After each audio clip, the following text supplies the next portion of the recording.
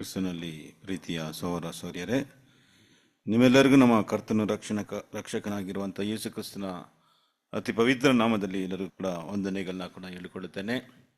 ತಂದೆಯ ದೇವರ ಒಂದು ಮಹಾಕೃಪೆಯಿಂದ ತಂದೆಯ ದೇವರು ನಮ್ಮಲ್ಲನ್ನ ಕೂಡ ಆತನ ಕಣ್ಣಿನ ಗುಡ್ಡೆಂದು ಕಾದು ಕಾಪಾಡಿ ಒಂದು ಸಂಜೆ ವೇಳೆಯಲ್ಲಿ ಆತನ ವಾಕ್ಯವನ್ನು ಧ್ಯಾನಿಸೋದಕ್ಕೆ ಮಾಡಿದಂಥ ಮಹಾಕೃಪೆಗಾಗಿ ಕೂಡ ನಾವೆಲ್ಲರೂ ಒಟ್ಟಾಗಿ ಸೇರಿ ತಂದೆಯ ದೇವರಿಗೆ ಯೇಸು ಕ್ರಿಸ್ತನ ಮೂಲಕ ಸ್ತುತಿ ಸ್ತೋತ್ರಗಳನ್ನ ಕೂಡ ಈ ಸಮಯದಲ್ಲಿ ಸಲ್ಲಿಸುತ್ತಾ ಈ ದಿನದ ವೇದ ಪಾಠಕ್ಕೆ ನಾವು ಹೋಗೋಣ. ಪ್ರಿಯ ಸರಸರಿರೇ, ದೇವರ ಕೃಪೆಯಿಂದ ಕಳೆದ ದಿನದಿಂದ ನಾವು ಈ ಒಂದು ವರ್ಷದ ಒಂದು ಬೈಬಲ್ ಕೋರ್ಸ್ನ ಪ್ರಾರಂಭಿಸಲು ಮತ್ತು ಅದರಲ್ಲಿ 3 ಪಾಠಗಳನ್ನ ಕೂಡ ನಾವು ಧ್ಯಾನಿಸೋದಕ್ಕೆ ದೇವರು ನಮಗೆ ಕೃಪೆ ಮಾಡಿದ್ದಾರೆ. ಸೊ ನಾವು ಕಳೆದ ದಿನದಲ್ಲಿ ನಾವು 3ನೇ ಪಾಠವನ್ನು ನಾವು ಧ್ಯಾನಿಸ್ತಾ ಬರ್ತಾ ಇದ್ದೀವಿ. ಆ 3ನೇ ಪಾಠ ಅದರ ಒಂದು ಟಾಪಿಕ್ಕು ಏನಂತ ನೋಡೋದಾದರೆ 3 ಲೋಕಗಳು 3 ವರ್ಲ್ಡ್ ಎಂಬ ಒಂದು ಟಾಪಿಕಲ್ಲಿ ನಾವು ಪಾಠವನ್ನು ಧ್ಯಾನಿಸ್ತಾ ಇದ್ದೀವಿ. ಸೊ ಅದರಲ್ಲಿ 2 ಭಾಗಗಳನ್ನ ನಾವು ಕಳೆದ ಪಾಠದಲ್ಲಿ ನಾವು ನೋಡಿದ್ದು. ಸೊ ಇವತ್ತು ನಾವು ಪ್ರೀತಿಯ ಸದಸ್ಯರೇ 3ನೇ ಭಾಗವನ್ನು ಏನು ಮಾಡೋಣ, ನಾವು ಇವತ್ತು ನೋಡೋಣ, ಪಾರ್ಟ್ 3. ಪ್ರಿಯ ಸದಸ್ಯರೇ, ಕಳೆದ 2 ಭಾಗಗಳಲ್ಲಿ ನಾವು ನೋಡಿದಂಥ ವಿಷಯಗಳು ಏನಂತ ನೋಡಬೇಕಾದ್ರೆ, ಬೈಬಲಲ್ಲಿ ಬರೆದಲ್ಪಟ್ಟಿರೋಂಥ ಈ 3 ಲೋಕಗಳ ವಿಚಾರದಲ್ಲಿ 2 ಲೋಕಗಳ ಬಗ್ಗೆ ನಾವು ಏನು ಮಾಡೋದು ನಾವು ನೋಡ್ತಾ ಇದ್ದೀವಿ. ಸೊ ಮೊದಲನೇ ಈ ಲೋಕವು ಯಾರಿಂದ ಪ್ರಾರಂಭವಾಯಿತು ಅಂತ ನೋಡೋದಾದರೆ ಆದಾಮ್ ಅವ್ವ ಮೂಲಕ ಈ ಭೂಮಿ, ಈ ಲೋಕವು ಪ್ರಾರಂಭವಾಯಿತು. ಸೊ ಅದು ನೋವನ ಕಾಲದಲ್ಲಿ ಒಂದು ಅಂತ್ಯಕ್ಕೆ ಬಂದಿತ್ತು. ಪ್ರೀತಿಯ ಸಹೋದರರೇ, ದೇವರು ಈ ಲೋಕವನ್ನು ಮಳೆಯಿಂದ ಏನು ಮಾಡಿದ್ರು, ಅಳಿಸಿದ್ರು. 40 ದಿವಸ ಈ ಭೂಮಿಯ ಮೇಲೆ ಆಗಲಿರವು ದೊಡ್ಡ ಮಳೆ ಬಂದು ಈ ಲೋಕವು ಏನಾಯಿತು, ಅದು ಅಳಿಸಲ್ಪಟ್ಟಿತ್ತು, ನಾಶನಕ್ಕೆ ಒಳಗಾಗಿತ್ತು. ಯಾಕೆ, ಏನಾಯಿತು ಅಂತ ನಾವು ನೋಡುವಾಗ ಬೈಬಲಲ್ಲಿ ಆದಿಕಾಂಡ 6ನೇದಲ್ಲಿ ನಾವು ನೋಡೋದಾದರೆ ಅದರಲ್ಲಿ 4ನೇ ವಾಕ್ಯದಲ್ಲಿ ಆ ಕಾಲದಲ್ಲಿ ರಾಕ್ಷಸರುಗಳು ಭೂಮಿಯಲ್ಲಿ ಇದ್ದರು. ಪ್ರಿಯ ಸದಸ್ಯರೇ, ಈ ರಾಕ್ಷಸರು ಹೇಗೆ ಬಂದರು ಅಂತ ನಾವು ನೋಡೋದಾದರೆ ಅಲ್ಲಿ ಮೊದಲನೇ ವಾಕ್ಯದಲ್ಲಿ ನೋಡೋದಾದರೆ ಈ ಮನು ಕುಮಾರತಿಯರು ಭೂಮಿಯ ಮೇಲೆ ಹೆಚ್ಚಿದಾಗ ದೇವಕುಮಾರರು ಅಂದರೆ ದೇವದೂತರುಗಳು ಏನು ಮಾಡಿದ್ರು, ಅವ್ರನ್ನ ಕಂಡು, ಅವರ ಸೌಂದರ್ಯವನ್ನು ಕಂಡು ಅವರನ್ನು ಹೆಂಡತಿಯಾಗಿ ಅವ್ರು ಮದುವೆ ಮಾಡಿಕೊಂಡ್ರು.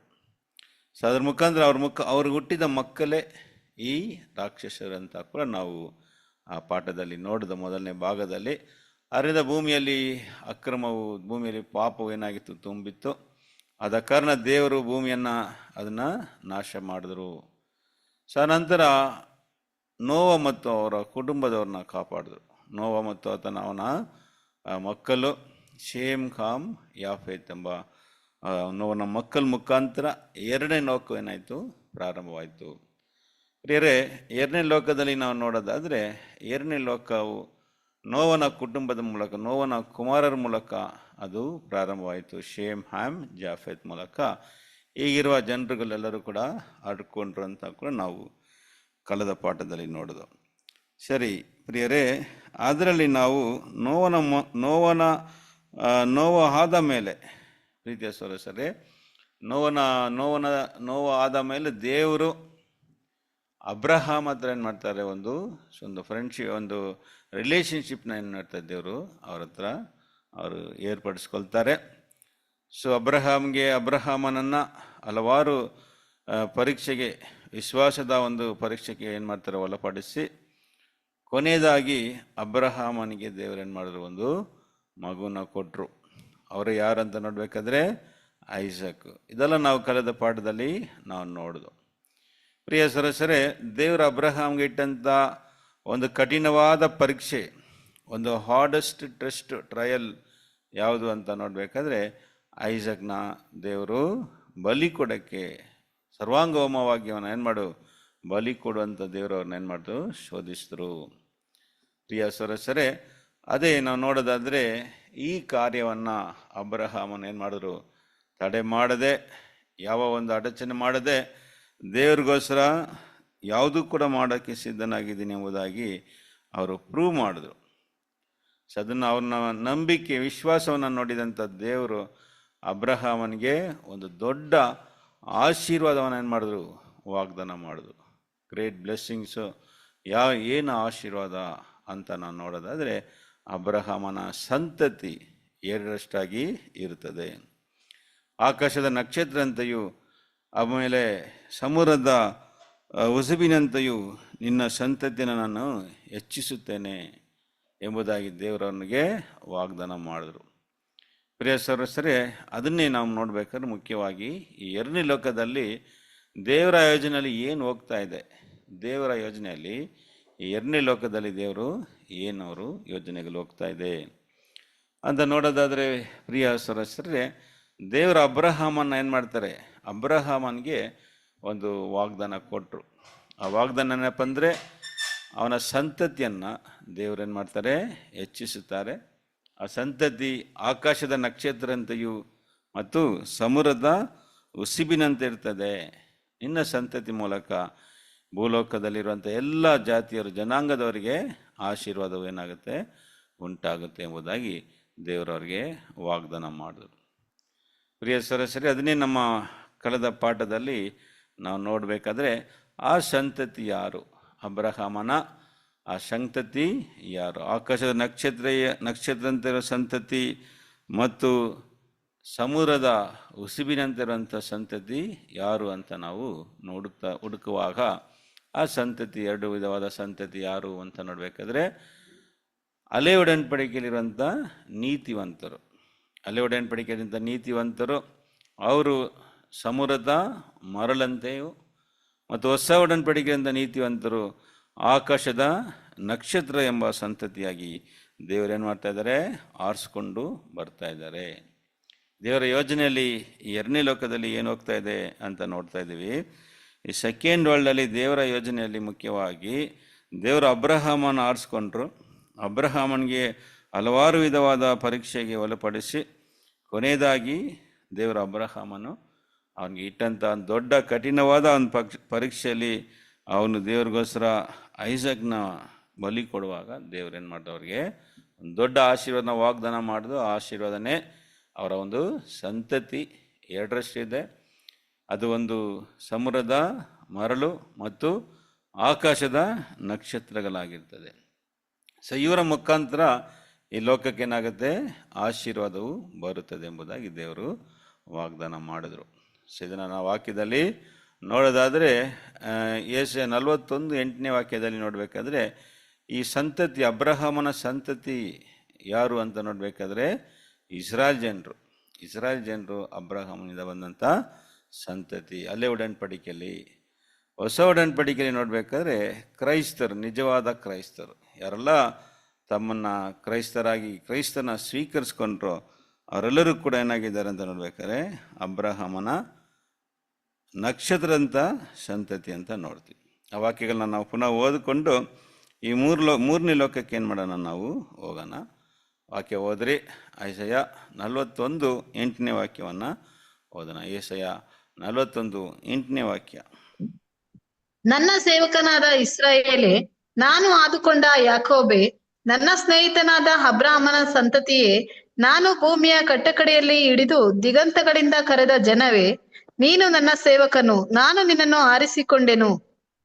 ನೋಡಿದ್ರೆ ಪ್ರಿಯ ಸರಸ್ವರ, ಅಂದ್ರೆ ಯಾರು ಅಂದ್ರೆ ಈ ಸಂತತಿ ನಾನು ನೋಡ್ಬೇಕಾದ್ರೆ ಇದು ಅಬ್ರಹಾಮನ ಸಂತತಿಯಾಗಿರುವಂಥ ಇಸ್ರಾಯೇಲರು. ಈಗ ಕೂಡ ನಾವು ಭೂಮಿಯಲ್ಲಿ ಅವ್ರು ಇರೋದನ್ನ ನಾವು ನೋಡ್ತೀವಿ. ಇಸ್ರೇಲ್ ಎಂಬ ದೇಶ ಇವರು ಯಾರಿಂದ ಬಂದಿದ್ದರು ಅಂತ ನೋಡ್ಬೇಕಾದ್ರೆ ಅಬ್ರಹಾಮಿಂದ ಬಂದವರು. ಸರಿ, ನೆಕ್ಸ್ಟ್ ಗಲಾತ್ಯದವರಿಗೆ 3:29 ವಾಕ್ಯ ಕೂಡ ನಾವು ಓದೋಣ. ಗೆಲೇಷಿಯನ್ಸ್ 3rd chapter 29 ಓದೋಣ.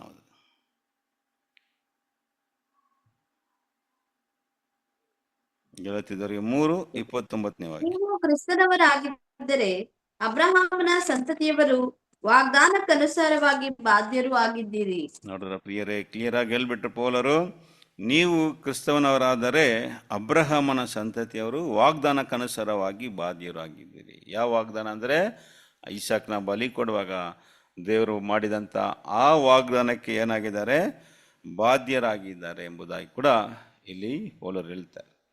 ಸರಿ ಪ್ರಿಯರೇ, ಈಗ ಹಳೆ ಒಡன்பಡಿಕೆಯಲ್ಲಿ ಇದ್ದಂಥ ನೀತಿವಂತರ ಒಂದು ಪಟ್ಟಿಯಲು ಸ್ವಾಮಿ ಏನು ಮಾಡಿದ್ರು, ಇಬ್ರೈದವರಿಗೆ ಅನ್ಯೋನ್ಯದಲ್ಲಿ ಫುಲ್ ಏನು ಮಾಡಿಬಿಟ್ರು, ಹೇಳ್ಬಿಟ್ರು. ಆಬೇಲಿಂದ ಹಿಡಿದು ಸ್ನಾನಿಕನಾದ ಯೋಹಾನ್ವರೆಗೆ ಇದ್ದಂಥ ಎಲ್ಲರೂ ಕೂಡ ಏನಾಗಿದ್ದಾರೆ ಅಂದರೆ ಅಬ್ರಹಾಮನ ಸಂತತಿ.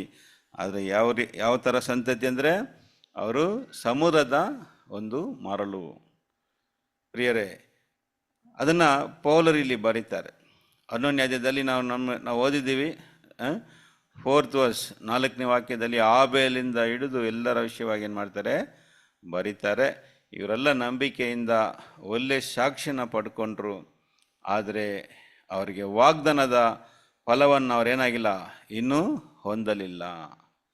ಯಾಕೆ ಅಂತ ನೋಡೋದಾದರೆ, ನಮಗೆ ದೇವರು ಏನು ಮಾಡಿದ್ದಾರೆ, ನಮಗೆ ಶ್ರೇಷ್ಠವಾದ ಒಂದು ಆಶೀರ್ವಾದವನ್ನು ಏನು ಮಾಡಿದ್ದಾರೆ, ಏರ್ಪಡಿಸಿದ್ದಾರೆ. ಯಾರಿಗೆ ಅಂತ ನೋಡಬೇಕಾದ್ರೆ ನಿಜವಾದ ಕ್ರೈಸ್ತರಿಗೆ. ಯಾರೆಲ್ಲ ಯೇಸು ಕ್ರಿಸ್ತನ ಹೆಜ್ಜಾಡನ್ನು ಹಿಂಬಾಲಿಸುತ್ತಾರೋ, ಮರಣದ ಪರ್ಯಂತರವಾಗಿ ಅವ್ರನ್ನ ಹೆಜ್ಜಾಡನ್ನು ಹಿಂಬಾಲಿಸಿ ಅವರಿಗೆ ನಂಬಿಕೆಸ್ಥರಾಗಿರ್ತಾರೋ ಅಂಥವ್ರನ್ನ ದೇವರು ಏನು ಮಾಡ್ತಾರೆ, ಪ್ರಿಯ ಸದಸ್ಯರೇ, ಈ ಒಂದು ನಕ್ಷತ್ರದ ಸಂತತಿಯಾಗಿ ದೇವರು ಆರಿಸ್ಕೊಂಡು ಬರ್ತಾ ಇದ್ದಾರೆ. ಸೊ ಇದು ಕೊನೆಗೊಳಿಸುವಾಗ, ಇದು ಅಂತ್ಯವಾಗುವಾಗ ತಂದೆಯ ದೇವರು ಏನು ಮಾಡ್ತಾರೆ ಅಂತ ನೋಡ್ಬೇಕಾದ್ರೆ ಈ ಲೋಕವನ್ನು ನಾಶನಪಡಿಸ್ತಾರೆ. ಈ ಲೋಕವು ಯಾವ ರೀತಿಯಾಗಿ ನಾಶನಕ್ಕೆ ಒಳಗಾಗುತ್ತೆ, ಯಾವ ರೀತಿಯಾಗಿ ಇದನ್ನು ನಾಶನಪಡಿಸ್ತಾರೆ ಎಂಬುದಾಗಿ ಕೂಡ ನಾವು ಓದೋದಾದರೆ, ಇದನ್ನು ಯೇಸುಸ್ವಾಮಿ ಹತ್ರ ಶಿಷ್ಯಂದರು ಕೇಳ್ತಾರೆ. ಈ ಲೋಕವು ಯಾವ ರೀತಿಯಾಗಿ ಅಂತ್ಯವಾಗುತ್ತದೆ, ಯಾವಾಗ ಅಂತ್ಯವಾಗುತ್ತದೆ, ಯಾವ ರೀತಿಯಾಗಿ ಅಂತ ಯೇಸುಸ್ವಾಮಿಯಲ್ಲಿ ತಿಳಿಸ್ತಾರೆ. ಬನ್ನಿ ಅದನ್ನು ಓದೋಣ. ಮತ್ತಾಯ 24ನೇದಲ್ಲಿ 7-8 ವಾಕ್ಯವನ್ನು ಓದೋಣ. Matthew 24 verse 7 and 8. ಜನಕ್ಕೆ ವಿರೋಧವಾಗಿ ಜನವು, ರಾಜ್ಯಕ್ಕೆ ವಿರೋಧವಾಗಿ ರಾಜ್ಯವು ಏಳುವವು, ಮತ್ತು ಅಲ್ಲಲ್ಲಿ ಬರಗಳು ಬರುವವು, ಭೂಕಂಪಗಳು ಆಗುವವು. ಇವೆಲ್ಲ ನೂತನ ಕಾಲವು ಹುಟ್ಟುವ ಪ್ರಸವ ವೇದನೆಯ ಪ್ರಾರಂಭ. ಆಗ ನಿಮ್ಮನ್ನು ಉಪದ್ರವಕ್ಕೆ ಒಪ್ಪಿಸಿ ಕೊಲ್ಲುವರು. ನನ್ನ ಹೆಸರಿನ ನಿಮಿತ್ತ ನಿಮ್ಮನ್ನು ಎಲ್ಲಾ ಜನಾಂಗಗಳವರು ಹಾಗೆ ಮಾಡುವರು. ಆಗ ಅನೇಕರು ಹಿಂಜರಿದು ಒಬ್ಬರನ್ನೊಬ್ಬರು ಹಿಡುಕೊಡುವರು, ಒಬ್ಬರ ಮೇಲೊಬ್ಬರು ದ್ವೇಷ ಮಾಡುವರು. ಬಹುಮಂದಿ ಸುಳ್ಳು ಪ್ರವಾದಿಗಳು ಸಹ ಎದ್ದು ಅನೇಕರನ್ನು ಮೋಸಗೊಳಿಸುವರು. ಇದಲ್ಲದೆ ಸಾಕು ಸಿಸ್ಟರ್. ಸರಿ ಪ್ರಿಯರೇ, ಇಲ್ಲಿ ಈ ಲೋಕವು ಯಾವ ರೀತಿಯಾಗಿ ನಾಶನಕ್ಕೆ ಆಗುತ್ತೆ, ಎರಡನೇ ಲೋಕ. ಸೊ ಮೊದಲನೇ ಲೋಕ ಬಗ್ಗೆ ನೋಡೋದಾದರೆ, ಮೊದಲನೇ ಲೋಕವು 40 ದಿವಸ ಮಳೆಯಿಂದ ಏನಾಯಿತು, ನಾಶನಕ್ಕೊಳಗಾಯಿತು. ತುಂಬ ಈಸಿಯಾಗಿ ಫಸ್ಟ್ ವರ್ಲ್ಡ್ ಏನಾಯಿತು, ತುಂಬ 40 ದಿವಸದಲ್ಲಿ ಏನಾಗಿತ್ತು, ನಾಶನಕ್ಕೊಳಗಾಗಿತ್ತು. ಆದರೆ ಎರಡನೇ ಲೋಕವು ಆ ಥರ ಅಲ್ಲ ಪ್ರೀತಿಯ ಸದಸ್ಯರಲ್ಲಿ. ಸ್ವಾಮಿ ಹೇಳಬೇಕಾದ್ರೆ ಏನು ಹೇಳ್ತಾರೆ, ಜನಕ್ಕೆ ವಿರೋಧವಾಗಿ ಜನವು, ರಾಜ್ಯಕ್ಕೆ ವಿರೋಧವಾಗಿ ರಾಜ್ಯವು ಏಳುವವು. ಅಂದರೆ ಯಾವ ರೀತಿ ಈ ಲೋಕ ನಾಶನಕ್ಕೊಳಗಾಗುತ್ತೆ ಅಂತ ನೋಡಬೇಕಾದ್ರೆ, ಯುದ್ಧಗಳು. ಪ್ರಿಯ ಸದಸ್ಯ, ಆಲ್ರೆಡಿ ಏನಾಗಿದೆ, ಭೂಮಿಯ ಮೇಲೆ ದೊಡ್ಡ ಮಹಾಯುದ್ಧವು ಏನಾಗಿದೆ, ಬಂದಿದೆ. 2 ವರ್ಲ್ಡ್ ವಾರು, ಫಸ್ಟ್ ವರ್ಲ್ಡ್ ವಾರು 1914 ಪ್ರಿಯ ಸದಸ್ಯ, ಎಷ್ಟು ಈ ದೊಡ್ಡ ವಾರ್ ಅಂತ ನೋಡ್ಬೇಕಾದ್ರೆ ಇಷ್ಟು ಇದನ್ನು ಫಸ್ಟ್ ವರ್ಲ್ಡ್ ವಾರ್ ಅಂತ ಏನು ರೆಕಾರ್ಡ್ ಮಾಡಿದೆ. ಪ್ರೀತಿಯ ಸದಸ್ಯರೇ, ಎಷ್ಟು ಕಾಲ ಅಂದರೆ 4 ವರ್ಷ, 4 years ಲೋಕ ತುಂಬಲು ಯುದ್ಧ. ಸುಮಾರು 1 ಕೋಟಿ ವರೆಗೆ ಏನಾಗಿದೆ, ಜನರು ಸತ್ತಿದ್ದಾರೆ. ಅನೇಕ ವಸ್ತುಗಳು ಏನಾಗಿದೆ, ಹಾಳಾಗಿತ್ತು ಅಂತ ನೋಡಬೇಕಾದ್ರೆ ಅಷ್ಟು ದೊಡ್ಡ ಒಂದು ಯುದ್ಧವು ಏನಾಗಿದೆ, ನಡೆದಿದೆ. ಬೇಗನೆ ಏನಾಯ್ತು ಅಂತ ನೋಡ್ಬೇಕಾದ್ರೆ ಸೆಕೆಂಡ್ ವರ್ಲ್ಡ್ ವಾರ್ 1939 ಎರಡನೇ ಲೋಕದ ಯುದ್ಧವು ಕೂಡ ಏನಾಗಿದೆ, ಆಗಿದೆ. ಪ್ರಿಯ ಸದಸ್ಯ, ಈಗ ಈ ಲೋಕವು ಥರ್ಡ್ ವರ್ಲ್ಡ್ ವಾರ್ಗೆ ಏನಾಗಿದೆ, ಈಗ ಪ್ರಿಪೇರ್ ಆಗ್ತಾ ಇದೆ. 3ನೇ ಯುದ್ಧಕ್ಕೆ, ಲೋಕದ ಯುದ್ಧಕ್ಕೆ ಏನಾಗ್ತದೆ, ರೆಡಿ ಆಗ್ತಾ ಇದೆ ಅಂತ ನಾವು ಎಲ್ಲ ಕಡೆ ನೋಡ್ತಾ ಇದ್ದೀವಿ ಅಲ್ಲ ಪ್ರೀತಿಯ ಸದಸ್ಯರೇ. ಈಗ ನಾವು ಎಲ್ಲ ಕಡೆ ಯುದ್ಧದ ಒಂದು ಸುದ್ದಿನ ಏನು ಮಾಡ್ತಾ ಇದ್ದೀವಿ, ಕೇಳ್ತಾ ಇದ್ದೀವಿ. ರಷ್ಯಾ ಉಕ್ರೇನ್ ವಾರು, ಅಮೇರಿಕಾ ಇರಾನ್ ಮತ್ತು ಇಸ್ರೇಲ್ ವಾರು, ಈ ರೀತಿಯಾಗಿ ಎಲ್ಲ ಕಡೆ ಏನಾಗಿದೆ ವಾರು. ಪ್ರಿಯ ಸದಸ್ಯರೇ, ಅದು ಮಾತ್ರ ಅಲ್ಲ, ಎಲ್ಲರ ಹತ್ರ ಎಂಥ ಒಂದು ಆಯುಧಗಳಿದೆ ಅಂತ ನೋಡಬೇಕಾದ್ರೆ ವೆಪನ್ಸ್ಗಳು, ನ್ಯೂಕ್ಲಿಯರ್ ವೆಪನ್ಸ್ನ ಏನು ಮಾಡಿದ್ದಾರೆ, ಎಲ್ಲ ದೇಶದವರು ಇಟ್ಕೊಂಡಿದ್ದಾರೆ. ಈವನ್ ನಮ್ಮ ದೇಶ ಇಂಡಿಯಾ ಕೂಡ ಏನಾಗಿದೆ, ಇಟ್ಕೊಂಡಿದೆ. ಭಾರತದಲ್ಲಿ ಕೂಡ ಏನಿದೆಪ್ಪ ಅಂತ ನೋಡಬೇಕಾದ್ರೆ ನ್ಯೂಕ್ಲಿಯರ್ ವೆಪನ್ ಇದೆ. ಪ್ರಿಯ ಸದಸ್ಯರೇ, ಈ ನ್ಯೂಕ್ಲಿಯರ್ ವೆಪನ್ ಎಷ್ಟು ಪವರ್ಫುಲ್ ವೆಪನ್ನು ಇದು ಅಂತ ನಾವು ನೋಡೋದಾದರೆ, ಇದನ್ನು ನಾವು ಎಕ್ಸಾಂಪಲ್ ನೋಡಬೇಕಾದ್ರೆ ಅಮೇರಿಕಾ ಆಟಮ್ ಬಾಂಬ್ನ ಏನು ಮಾಡಿದ್ರು, ಉಪಯೋಗಿಸಿದ್ರು. ಜಪಾನ್ ಮೇಲೆ ನಾಗಸಾಕಿ ಹಿರೋಶಿಮಾ ಮೇಲೆ ಹಾಕಿದ್ರು. ಪ್ರಿಯ ಸದಸ್ಯರೇ, ಅವಾಗೆ ಲೋಕಕ್ಕೆ ಗೊತ್ತಾಯಿತು ಆಟಮ್ ಬಾಂಬ್ದು ಶಕ್ತಿ ಎಷ್ಟು ಅಂತ. ಒಂದೇ ಬಾಂಬು ಒಂದು ಫುಲ್ ಕಂಪ್ಲೀಟ್ ಸಿಟಿ ಏನಾಗ್ಬಿಡ್ತು, ಹಾಲಾಗ್ಬಿಡ್ತು. ಬೆಂಗಳೂರು ಥರ ಇರುವಂಥ ಒಂದು ಸಿಟಿ, ಪ್ರಿಯ ಸದಸ್ಯರೇ, ಒಂದೇ ಬಾಂಬ್ಗೆ ಏನಾಯಿತು, ಹಾಲಾಗ್ಬಿಡ್ತು. 2 ಬಾಂಬ್ ಹಾಕಿದ್ರು, 2 ಸಿಟಿ ಮೇಲೆ, ನಾಗಸಾಕಿ ಮೇಲೆ ಮತ್ತು ಹಿರೋಶಿಮಾ ಮೇಲೆ. ಪ್ರಿಯ ಸದಸ್ಯರೇ, ಅದಕ್ಕಿಂತ ಈ ನ್ಯೂಕ್ಲಿಯರ್ ಬಾಂಬ್ ನೋಡಬೇಕಾದ್ರೆ ಅದಕ್ಕಿಂತ ಹಲವಾರು ಮಟ್ಟಿಗೆ ಏನಾಗಿದೆ, ಹೆಚ್ಚಾದ ಒಂದು ಶಕ್ತಿಯುಳ್ಳ ಬಾಂಬ್. ಒಂದು ದೇಶವನ್ನು ಏನು ಮಾಡ್ಬೋದು, ಒಂದೇ ಮಿಸೈಲಲ್ಲಿ ಒಂದು ದೇಶವನ್ನು ಹಾಳು ಮಾಡ್ಬೋದು, ಒಂದು ದೇಶವನ್ನು ಅಳಿಸ್ಬೋದು. ಅಷ್ಟು ಮಟ್ಟಿಗೆ ಏನಿದೆ ಅಂತ ನೋಡ್ಬೇಕಾದ್ರೆ ಎಲ್ಲ ದೇಶದವ್ರ ಹತ್ರ ಪವರ್ಫುಲ್ ವೆಪನ್ ಇದೆ. ಪ್ರಿಯರೇ, ಈ ಲೋಕವು ಯಾವ ರೀತಿಯಾಗಿ ಹಾಳಾಗುತ್ತೆ, ನಾಶನಕ್ಕೆ ಒಳಗಾಗುತ್ತೆ ಅಂದರೆ ಯುದ್ಧಗಳು, ಮುಖ್ಯವಾಗಿ 3rd ವರ್ಲ್ಡ್ ವಾರ್, ಅದು ನ್ಯೂಕ್ಲಿಯರ್ ವಾರ್ ಆಗಿರ್ತದೆ. ಅದು ಸಾಧಾರಣ ಒಂದು ವಾರ ಆಗಿರಲ್ಲ. ಪ್ರಿಯ ಸದಸ್ಯರೇ, ಅದು ನ್ಯೂಕ್ಲಿಯರ್ ವಾರ್. ಒಂದೊಂದು ದೇಶವು ಈ ರೀತಿಯಾದಂಥ ಬಾಂಬ್ನ ಹಾಕ್ಕೊಂಡು ಏನಾಗ್ತಾರೆ, ಅದು ನಾಶನಕ್ಕಾಗುತ್ತೆ. ಅದು ಮಾತ್ರ ಅಲ್ಲ, ಬರೀ ಯುದ್ಧ ಮಾತ್ರ ಅಲ್ಲ, ಒಂದು ಕಡೆ ಯುದ್ಧ, ಇನ್ನೊಂದು ಕಡೆ ಏನಾಗ್ತಾರೆ, ಬರಗಳು. ಪ್ರಿಯ ಸದಸ್ಯರೇ, ಊಟ ಇಲ್ಲದ ಒಂದು ಸ್ಥಿತಿ, ಮತ್ತು ಇನ್ನೊಂದು ಕಡೆ ನೋಡಬೇಕಾದ್ರೆ ರೋಗಗಳು.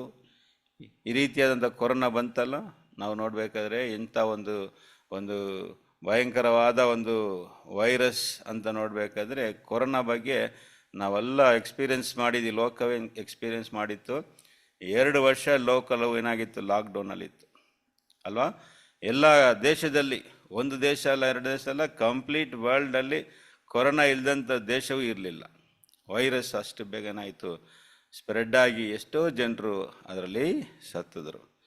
ಪ್ರಿಯರೇ, ಈ ರೀತಿಯಾಗಿನೇ ಏನಾಗುತ್ತೆ ಅಂತ ನೋಡ್ಬೇಕಾದ್ರೆ ಈ ಲೋಕವು ನಾಶನವಾಗುತ್ತೆ. ಭೂಕಂಪಗಳು, ರೀಸೆಂಟಾಗಿ ನಾವು ನೋಡಬೇಕಾದ್ರೆ ವೆನಿಸುಲಾದಲ್ಲಿ ಈಗೇನಾಯಿತು, ಭೂಕಂಪ ಬಂತು. ಸುಮಾರು 1 ಲಕ್ಷಕ್ಕಿಂತ ಜನರು ಸತ್ತರಂಥ ಸುದ್ದಿಗಳು ಬಂತು. ಚೈನಾದಲ್ಲಿ, ಈಗ ಸಮೀಪದಲ್ಲಿ ಇಂಡೋನೇಷ್ಯಾದಲ್ಲಿ ಕೂಡ ಏನಾಗ್ತಾ ಇದೆ, ಭೂಕಂಪವು ನಡೀತಾ ಇದೆ. ಸುನಾಮಿ, ಪ್ರಿಯರೇ, ನಾವು ನೋಡಿದ 2004ರಲ್ಲಿ ಬಂದಂಥ ಒಂದು ಸುನಾಮಿ, ಭಾರತ, ಇಂಡೋನೇಷ್ಯಾ, ಶ್ರೀಲಂಕಾ ಎಲ್ಲ ಕಡೆ ಸುಮಾರು ಒಂದು 20 ಮಿನಿಟ್ಸು ಸಮುದ್ರ ಹೊರಗಡೆ ಬಂದು ಹೋಯ್ತು ಅಷ್ಟೇ. ಪ್ರಿಯರೇ, 2 ಲಕ್ಷ ಜನರು ಇದಿನ್ ಒನ್ಲಿ 20 ಮಿನಿಟ್ಸಲ್ಲಿ. ಎಲ್ಲ ಕಸಗಳ ಥರ ಎಲ್ಲ ಕಡೆ ಡೆಡ್ ಬಾಡೀಸ್ಗಳ ಬಗ್ಗೆ ನಾವು ನೋಡಿದ್ದೀವಿ.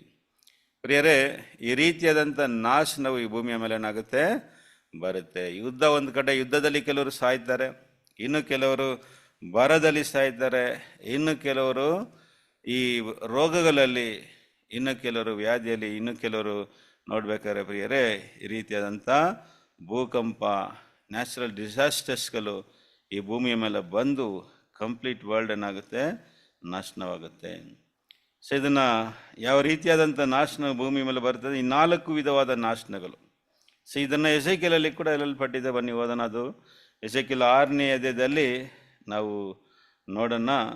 ಎಸೆಕಿಯಲ್ 6ನೇ ಅಧ್ಯಾಯದಲ್ಲಿ 12ನೇ ವಾಕ್ಯವನ್ನು ಓದ್ರಿ ಸಿಸ್ಟರ್. ಎಸೆಕಿಯಲ್ 6:12. ದೂರದಲ್ಲಿರುವವನು ವ್ಯಾಧಿಯಿಂದ ಸಾಯುವನು, ಹತ್ತಿರದಲ್ಲಿರುವವನು ಖಡ್ಗದಿಂದ ಸಾಯುವನು, ತಪ್ಪಿಸಿಕೊಂಡು ಉಳಿದವನು ಕ್ಷಾಮದಿಂದ ಸಾಯುವನು. ಅಂತೂ ನಾನು ಅವರ ಮೇಲೆ ಇಟ್ಟಿರುವ ರೋಷವನ್ನು ತೀರಿಸಿ ಬಿಡುವೆನು. ನೋಡ್ರ ಪ್ರೀತಿಯ ಸದಸ್ಯರೇ, ಯಾವ ರೀತಿಯಾಗಿ ಎಲ್ಲರೂ ಈ ಭೂಮಿಯಲ್ಲಿರೋರೆಲ್ಲ ಸಾಯ್ತಾರೆ ನೋಡಿ. ಮೊದಲನೇ ಲೋಕದ ದೇವರು ನಾಶನ ಮಾಡಿದ್ದು ತುಂಬ 40 ಡೇಸಲ್ಲಿ ತುಂಬ ಸಾಧಾರಣವಾಗಿ ಏನು ಮಾಡಿಬಿಟ್ರು, ನಾಶನ ಮಾಡಿಬಿಟ್ರು. ಎಲ್ಲರೂ ನೀರಿಂದ ಏನು ಮಾಡಿಬಿಟ್ರು, ನಾಶನ ಮಾಡಿಬಿಟ್ರು. ಆದರೆ ಪ್ರಿಯರೇ, 2ನೇ ಲೋಕ ಆ ರೀತಿ ಅಲ್ಲ. ಪ್ರೀತಿಯ ಸದಸ್ಯರೇ, ಈ ರೀತಿಯಾಗಿ ಸಾಯ್ತಾರೆ. ಅಂದರೆ ದೂರದಲ್ಲಿರೋರು ವ್ಯಾಧಿಯಿಂದ ಏನು ಮಾಡ್ತಾರೆ ಅಂತ ಸಾಯ್ತಾರೆ ಅಲ್ವಾ. ಯುದ್ಧದಲ್ಲಿ ಸಾಯಲಿಲ್ಲ ಅಂದರೆ ಯುದ್ಧಕ್ಕೆ ತಪ್ಪಿಸ್ಕೊಳ್ಳೋರು ವ್ಯಾಧಿಯಲ್ಲಿ ಸಾಯಿಸ್ತಾರೆ. ಹತ್ತಿರದಲ್ಲಿರೋರು ಖಡ್ಗದಿಂದ ಸಾಯುವನು, ತಪ್ಪಿಸಿಕೊಂಡ ಉಳಿತವನು ಅಲ್ಲಿ ಏನಾಗ್ತಾನಂದರೆ ಶ್ರಮದಿಂದ ಸಾಯುವನು. ಈ ರೀತಿಯಾಗಿ ದೇವರು ತನ್ನ ಕೋಪವನ್ನು ಏನು ಮಾಡ್ತಾರಂತೆ, ತೀರಿಸ್ಕೊಳ್ತಾರಂತ ಕೂಡ ಇಲ್ಲಿ ನೋಡ್ತೀವಿ. 7ನೇ ಅಧ್ಯಾಯದಲ್ಲಿ ಕೂಡ ಓದೋಣ ಬನ್ನಿ. 7ನೇ ಅಧ್ಯಾಯದಲ್ಲಿ 15ನೇ ವಾಕ್ಯ ಕೂಡ ಓದ್ರಿ ಸಿಸ್ಟರ್. 7ನೇ ಅಧ್ಯಾಯ ಎಸೆಕಿಯಲ್ಲಿ 7ನೇ ಅಧ್ಯಾಯದಲ್ಲಿ 15ನೇ ವಾಕ್ಯ ಕೂಡ ನಾವು ಓದೋಣ. ಊರ ಹೊರಗೆ ಖಡ್ಗ, ಊರೊಳಗೆ ವ್ಯಾಧಿ ಕ್ಷಾಮಗಳು, ಹೊರಗಿರುವವರು ಖಡ್ಗದಿಂದ ಸಾಯುವರು, ಒಳಗಿರುವವರು ವ್ಯಾಧಿ ಕ್ಷಾಮಗಳಿಗೆ ತುತ್ತಾಗುವರು. ನೋಡ್ರ ಪ್ರಿಯ ಸರಸರೇ, ಈ ರೀತಿಯಾದಂತ 4 ವಿಧವಾದ ನಾಶನಗಳು ಈ ಭೂಮಿಯ ಮೇಲೆ ಏನಾಗುತ್ತೆ, ಬಂದು ಈ ಲೋಕ ಒಂದು ನಾಶನಕ್ಕೆ ಒಳಗಾಗುತ್ತೆ. ಬೇರೆ ಇದು 2ನೇ ಲೋಕವು ಯಾವ ರೀತಿಯಾಗಿ ನಾಶನವಾಗುತ್ತೆ ಎಂಬುದಾಗಿ ಬೈಬಲಲ್ಲಿ ನೋಡೋದಾದ್ರೆ, ಯುದ್ಧಗಳು, ಭೂಕಂಪಗಳು, ಬರಗಳು, ವ್ಯಾಧಿಗಳು ಏನಾಗುತ್ತೆ ಭೂಮಿಯ ಮೇಲೆ ಬಂದು ಈ ಲೋಕವು ಏನಾಗುತ್ತೆ, ಒಂದು ಅಂತ್ಯಕ್ಕೆ ಬರುತ್ತದೆ. ಪ್ರೀತಿಯ ಸರಸರೇ, ಈ ಲೋಕವು ಅಷ್ಟು ಮಾತ್ರ ಅಲ್ಲ ಬೇರೆ ಈ ಲೋಕವು ನಾಶನಕ್ಕೊಳಗಾಗಿ ಏನಾಗುತ್ತೆ ಅಂತ ನೋಡ್ಬೇಕಾದ್ರೆ ಪ್ರಿಯ ದೇವರು ಒಂದು ಹೊಸ ಲೋಕವನ್ನು ಏನ್ ಮಾಡ್ತಾರೆ, ಉಂಟು ಮಾಡ್ತಾರೆ. 2ನೇ ಲೋಕವು ಏನಾಗುತ್ತೆ, ನಾಶನವಾಗಿ 2ನೇ ಲೋಕವು ನಾಶನಕ್ಕೊಳಗಾಗಿ 3ನೇ ಲೋಕವು ಏನಾಗುತ್ತೆ, ಪ್ರಾರಂಭ ಆಗುತ್ತೆ. ಪ್ರಿಯ ಸರಸರೇ, ಇದನ್ನ ಯಾವುದಕ್ಕೆ ಹೋಲಿಕೆ ಮಾಡ್ತಾರೆ ಅಂದ್ರೆ, ಒಂದು ಪ್ರಸವ ವೇದನೆಗೆ ಏನ್ ಮಾಡ್ತಾರೆ, ಹೋಲಿಕೆ ಮಾಡ್ತಾರೆ ಅಲ್ವಾ ಪ್ರಿಯ ಸರಸರೇ. Birth pain, beginning of the birth pain ಅಂತ ಹೇಳ್ತಾರೆ. ಹೇಗೆ ಒಂದು ಸ್ತ್ರೀಗೆ ಆ ಒಂದು ಪ್ರಸವ ವೇದನೆ ಬರುತ್ತದಲ್ಲ, ಸ್ವಲ್ಪ ನೋವು ಬರುತ್ತೆ, ಆಮೇಲೆ ಸ್ವಲ್ಪ ಏನಾಗುತ್ತೆ, ಸಮಾಧಾನ ಆಗುತ್ತೆ, ಆಮೇಲೆ ತಿರ್ಗಾ ನೋವು ಬರುತ್ತೆ, ಆಮೇಲೆ ದೊಡ್ಡ ಒಂದು ಪೇಯ್ನು, ಗ್ರೇಟ್ ಪೇಯ್ನಿಂದ ಏನಾಗುತ್ತೆ, ಒಂದು ಮಗು ಹುಟ್ಟುತ್ತೋ, ಅದೇ ರೀತಿಯಾಗಿ ಪ್ರಿಯ ಸರಸರೇ ಈ ಲೋಕವು ಏನಾಗುತ್ತೆ, ಒಂದು ದೊಡ್ಡ ಒಂದು ಉಪದ್ರವವನ್ನು ಅದು ಅನುಭವಿಸಿ ಈ ಲೋಕವು ಏನಾಗುತ್ತೆ, ಒಂದು ನೂತನ ಲೋಕ ಏನಾಗುತ್ತೆ, ಹುಟ್ಟುತ್ತೆ. 21ನೇ ವಾಕ್ಯವನ್ನು ಓದ್ರಿ. 21 ಓದೋಣ. 21ನೇ ವಾಕ್ಯವನ್ನು ಓದೋಣ. ಅಶುದ್ಧ ಪದಾರ್ಥವನ್ನ ಅದನ್ನು ಅವರಿಗೆ ಅಶುದ್ಧ ಪದಾರ್ಥವನ್ನಾಗಿ ಮಾಡಿ. ಮತ್ತಾಯ 24:21. ಅಂತ ಸಂಕಟವು ಲೋಕ ಹುಟ್ಟಿದ್ದು ಮೊದಲುಗೊಂಡು ಇಂದಿನವರೆಗೂ ಆಗಲಿಲ್ಲ, ಇನ್ನ ಮೇಲೆಯೂ ಆಗುವುದಿಲ್ಲ. ನೋಡಿದ್ರ ಪ್ರಿಯ ಸರ, ಅಂತ ಸಂಕಟ, ಎಂತ ಸಂಕಟ, ಮಹಾ ಸಂಕಟ ಪ್ರಿಯ ಸರ. ಈ ರೀತಿಯಾದ ಸಂಕಟವು ಲೋಕ ಉತ್ಪತ್ತಿ ಮುಂಚೆ ಈ ರೀತಿ ಆಗಿಲ್ಲ, ಇನ್ನು ಮುಂದೇನೇನಾಗಲ್ಲಂತೆ, ಆಗಲ್ಲ. ಅಂತ ಸಂಕಟ ಭೂಮಿಯ ಮೇಲೆ ಏನಾಗುತ್ತೆ, ಬರುತ್ತದೆ. ಪ್ರಿಯರೇ, ಎಲ್ಲ ಕಡೆ ಯುದ್ಧಗಳು, ಎಲ್ಲ ದೇಶ ಯುದ್ಧದಲ್ಲಿ ಇರ್ತದೆ, ಊಟ ಇರಲ್ಲ ಮನುಷ್ಯನಿಗೆ. ಹೆಂಗಿ ಅಂತೆ, ಮನುಷ್ಯನಿಗೆ ಹಸಿವು ಯಾವ ರೀತಿಯಾಗಿರ್ತದೆ ಅಂತ ನೋಡ್ರಿ, ಊಟ ಇಲ್ಲದೆ ಮನುಷ್ಯನೇನು ಮಾಡ್ತಾನೆ, ತಿನ್ನುವ ಮಟ್ಟಿಗೆ ಅಲ್ಲಿ ಬರ ಇರ್ತದೆ. ಅಂದರೆ ತಾವು ಎತ್ತಿದ ಮಕ್ಕಳನ್ನ ಏನು ಮಾಡ್ತಾರೆ, ತಿಂತಾರೆ. ಪ್ರೀತಿಯ ಸೊರಸರೆ, ಬೈಬಲಲ್ಲಿ ಆಗಿದ ರೀತಿಯಾಗಿ ಹಳೆ ಒಡன்பಡಿಕೆಯಲ್ಲಿ ನೋಡ್ಬೇಕಾದ್ರೆ ಈ ರೀತಿಯಾಗಿ ತಮ್ಮ ಮಕ್ಕಳನ್ನೇನು ಮಾಡಿದ್ದಾರೆ, ತಿಂದಿದ್ದಾರೆ ಹಸಿವುಗೋಸ್ಕರ. ಆ ರೀತಿಯಾಗಿ ಈಗ ಬರುವಂಥ ಬರದಲ್ಲಿ ಈ ಲೋಕದಲ್ಲಿ ಜನರು ತಮ್ಮ ಮಕ್ಕಳನ್ನೇನು ಮಾಡ್ತಾರೆ, ಕಡಿದನ್ನ ತಿಂತಾರೆ. ಅಷ್ಟು ಮಟ್ಟಿಗೆ ಬರಗಳು ಇರ್ತದೆ. ಅದನ್ನ ಇಲ್ಲಿ ಹೇಳ್ತಾರೆ, ಲೋಕ ಉತ್ಪತ್ತಿಯಾದ ಮೊದಲುಕೊಂಡು ಇಂಥ ಸಂಕಟ ಇಲ್ಲ, ಆಮೇಲೂ ಏನಾಗಲ್ಲ, ಇರುವುದಿಲ್ಲ ಅಂತ ಕೂಡ ಸ್ವಾಮಿ ಹೇಳ್ತಾರೆ. ಅದನ್ನೇ 3rd ವರ್ಲ್ಡ್ ವಾರ್. ಸೊ ಈ ಲೋಕವು ಈ ಒಂದು 3ನೇ ಮಹಾಯುದ್ಧದಲ್ಲಿ ಏನಾಗುತ್ತೆ, ನಾಶನವಾಗುತ್ತೆ. ಆ ನಂತರ ಒಂದು ಹೊಸ ಲೋಕವು ಏನಾಗುತ್ತೆ, ಉಂಟಾಗುತ್ತೆ. New Heaven and new earth, ಹೊಸ ನೂತನ ಭೂಮಿ ಆಕಾಶವು ಏನಾಗುತ್ತೆ, ಉಂಟಾಗುತ್ತೆ ಎಂಬುದಾಗಿ ನಾವು ನೋಡ್ತೀವಿ. ಪ್ರಕಟಣೆ 21ನೇ ಅಧ್ಯಾಯದಲ್ಲಿ 1ನೇ ವಾಕ್ಯವನ್ನು ನಾವು ಓದೋಣ.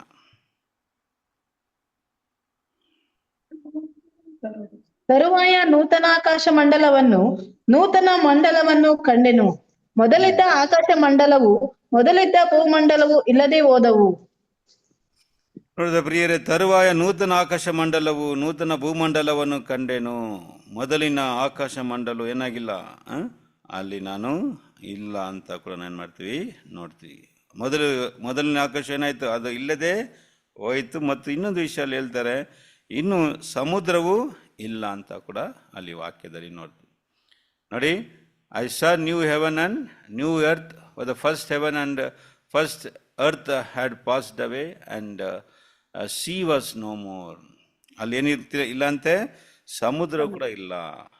ಏನಿದು ಅಂತ ನೋಡ್ಬೇಕಾದ್ರೆ ಅನೇಕರು ಇದನ್ನ ಹಂಗೆ ಲಿಟ್ರಲ್ ಆಗಿ ತಗೊಳ್ತಾರೆ. ಅಂದರೆ ದೇವರು ಈ ಭೂಮಿನ ನಾಶ ಮಾಡ್ತಾರೆ ಅಂದರೆ ಏನು ಅನ್ಕೊಂತಾರೆ ಅಂದರೆ ಈ ಗ್ರಹವನ್ನು ಏನು ಮಾಡ್ತಾರೆ, ದೇವರು ಅಳಿಸ್ಬಿಡ್ತಾರೆ. ಈ ಪ್ಲಾನೆಟ್ ಇದೆಲ್ಲ ಇದನ್ನು ದೇವರು ಅಳಿಸ್ಬಿಡ್ತಾರೆ. ಆಕಾಶ ಅಂದರೆ ಆಕಾಶವನ್ನು ಅಳಿಸ್ಬಿಡ್ತಾರೆ ಅಂತ ಅನ್ಕೊಳ್ತಾರೆ. ಪ್ರಿಯ ಸದಸ್ಯರು, ಆಕಾಶ ಅಂದರೆ ನಾವು ನೋಡಿದ್ದೀವಿ, ಆಕಾಶ ಅಂದರೆ ಅದು ಸೈತಾನ ಮತ್ತು ಅವನ ದೂತರು. ಅವರೇ ವಾಯುಮಂಡಲದಲ್ಲಿ ಏನು ಮಾಡ್ತಾರೆ, ಅಧಿಕಾರ ನಡೆಸ್ತಾ ಇದ್ದಾರೆ. ವಾಯುಮಂಡಲದಲ್ಲಿ ಅವರು ಅಧಿಕಾರ ನಡೆಸ್ತಾ ಇದ್ದಾರೆ, ಸೈತಾನ ಮತ್ತು ಅವನ ದೂತರುಗಳು. ಅದನ್ನು ಅವನು ಏನು ಮಾಡ್ತಾರೆ, ಅಳಿಸ್ತಾರೆ. ಅದೇ ಸಮಯದಲ್ಲಿ ಭೂಮಿ ಅಂದರೆ, ಭೂಮಂಡಲ ಅಂದರೆ ಪ್ರಿಯರೇ, ಈ ಪ್ಲಾನೆಟ್ನ ದೇವರು ಅಳಿಸಲ್ಲ. ಮನುಷ್ಯನು ಮತ್ತು ಮನುಷ್ಯನು ಏರ್ಪಡಿಸಿರುವಂಥ ಈ ಒಂದು ಸ್ಥಾಪನೆಗಳು, organisations, political organisations, government setup ಮಾಡಿದಾನಲ್ಲ ಮನುಷ್ಯ, ಮತ್ತು ರಿಲಿಜಿಯಸ್ ಸಿಸ್ಟಮು, ಮತ್ತು ಎಕನಾಮಿಕಲ್ ಸಿಸ್ಟಮ್, ಮತ್ತು ಸೊಸೈಟಿ, ಸಮಾಜ, ಇವುಗಳೆಲ್ಲ ದೇವ್ರೇನು ಮಾಡ್ತಾರೆ, ಮನುಷ್ಯನು ಸ್ಥಾಪನೆ ಮಾಡಿರೋಂಥ ಈ ಒಂದು ಸಿಸ್ಟಮ್ಗಳನ್ನ ಏನು ಮಾಡ್ತಾರೆ, ದೇವರು ಅಳಿಸ್ತಾರೆ. ಈ ಭೂಮಿ ಹಂಗೆ ಇರ್ತದೆ, ಪ್ಲಾನೆಟ್ ಹಂಗೆ ಇರ್ತದೆ, ಪ್ಲಾನೆಟ್ನ ಅಳಿಸಲ್ಲ ದೇವರು. ನೋಡಿ, ಮೊದಲನೇ ಲೋಕ ಕೂಡ ನೋಡ್ರಿ, ಮೊದಲನೇ ಲೋಕ ಕೂಡ ನೋಡೋದಾದರೆ ಅಲ್ಲಿ ಇದ್ದಂಥ ಜನರನ್ನ ದೇವ್ರೇನು ಮಾಡಿದ್ರು, ಅಳಿಸಿದ್ರು. ಈ ಪ್ಲಾನೆಟ್ನ ಅಳಿಸಲಿಲ್ಲ, ಅದರಲ್ಲಿ ವಾಸಿಸಿದ ಜನರು, ರಾಕ್ಷಸರು, ಅವ್ರನ್ನ ದೇವ್ರೇನು ಮಾಡಿದ್ರು, ಅಳಿಸಿದ್ರು ಹೊರತು ಪ್ಲಾನೆಟ್ನ ಅಳಿಸಲಿಲ್ಲ. ಅದೇ ಇಲ್ಲಿ ನಾನು ನೋಡೋದಾದರೆ ಅಲ್ಲಿ ಬೈಬಲಲ್ಲಿ ನೋಡಬೇಕಾದ್ರೆ, ನಾನು ನೂತನ ಆಕಾಶ ಮಂಡಲವು ಮತ್ತು ನೂತನ ಭೂಮಂಡಲವನ್ನು ಕಂಡೇನೆಂದರೆ ಏನು ಅಂತ ನೋಡಬೇಕಾದ್ರೆ, ಒಂದು ಹೊಸ ಆಕಾಶದಲ್ಲಿ ಪ್ರಾರಂಭವಾಗುವ ಒಂದು ಗೌರ್ಮೆಂಟು, ಅದು ಯೇಸು ಮತ್ತು ಆತನ ಸೀಸರ್ಗಳು, ಅವ್ರನ್ನ ಹಿಂಬಾಲಿಸಿದ ಸೀಸರ್ಗಳ ಮುಖಾಂತರ ಈ ಲೋಕವೇನಾಗುತ್ತೆ, ಆಳ್ವಿಕೆ ನಡೆಸಲ್ಪಡ್ತದೆ. ಭೂಮಂಡಲ ಅಂತ ನೋಡ್ಬೇಕಾದ್ರೆ, ನೂತನ ಭೂಮಂಡಲ ಅಂದರೆ ಪ್ರಿಯ ಸದಸ್ಯರೇ, ಅದು ಮನುಷ್ಯರುಗಳು ಅಲ್ವಾ, ಪ್ಲಾನೆಟ್ ಅಲ್ಲ. ಆ ಮೂರನೇ ಲೋಕದಲ್ಲಿ ಏನು ನಡೀತದೆ ಅಂತ ನಾವು ಏನು ಮಾಡೋಣ, ನಾವು ನೋಡೋಣ. ಆ ನಂತರ ಇಲ್ಲಿ ನೋಡಬೇಕಾದ್ರೆ ಅಲ್ಲಿ ಈ ಅಲೆಯ ಮೊದಲಿದ್ದಂಥ ಭೂಮಂಡಲವು ಏನಾಯಿತು, ಇಲ್ಲದೆ ಹೋಯಿತು. ಮೊದಲಿದ್ದಂಥ ಆಕಾಶ ಮಂಡಲ ಅಂದರೆ ಸೈತಾನ ಮತ್ತು ಅವನ ರಾಜ್ಯವು ನಾಶನಕ್ಕಾಗುತ್ತೆ.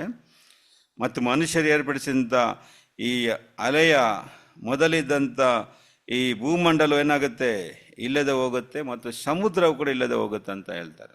ಸಮುದ್ರ ಇಲ್ಲ ಹೋಗುತ್ತಾ ನೋಡಿ, ಭೂಮಿಯಲ್ಲಿ ನೋಡ್ಬೇಕಾದ್ರೆ ನಮ್ಮ ಪ್ಲಾನೆಟಲ್ಲಿ, ಈ ಪ್ಲಾನೆಟ್ ಅರ್ಥಲ್ಲಿ 3 ಭಾಗ ಏನಿದೆ, ನೀರಿದೆ ಅಲ್ವಾ. ಸಮುದ್ರ ನೋಡ್ಬೇಕಾದ್ರೆ ಭೂಮಿಯಲ್ಲಿ 3 ಭಾಗ ಇದೆ ನೋಡಿ ಪ್ರಿಯರೇ. ಇದು ಇಲ್ಲದೆ ಹೋಗುತ್ತಾ ಅಂತ ನಮಗೇನು ಮಾಡುತ್ತೆ, ಒಂದು ಪ್ರಶ್ನೆ ಬರುತ್ತೆ. ಆದರೆ ಪ್ರಿಯರೇ, ಇಲ್ಲಿ ಸಮುದ್ರ ಅಂತ ಹೇಳೋದು ಏನು, ಇದೊಂದು ಸಿಂಬಾಲಿಕ್ ಆಗಿ ಇಲ್ಲಿ ಹೇಳಲ್ಪಟ್ಟಿದೆ. ಇದೆಲ್ಲ ಈ ವಾಕ್ಯಗಳೇನು, ಇದೆಲ್ಲ ಸಿಂಬಾಲಿಕ್. ಈ ಸಮುದ್ರ ಅಂತ ಯಾರ ಬಗ್ಗೆ ಹೇಳ್ತಾ ಇದ್ದಾರೆ, ಬನ್ನಿ ಅದನ್ನು ಓದೋಣ. ಯೆಶಾಯ 57ನೇದಲ್ಲಿ 20ನೇ ವಾಕ್ಯವನ್ನು ನಾವು ಓದೋಣ. ಯೆಶಾಯ 57:20ನೇ ವಾಕ್ಯವನ್ನು ಓದ್ರಿ.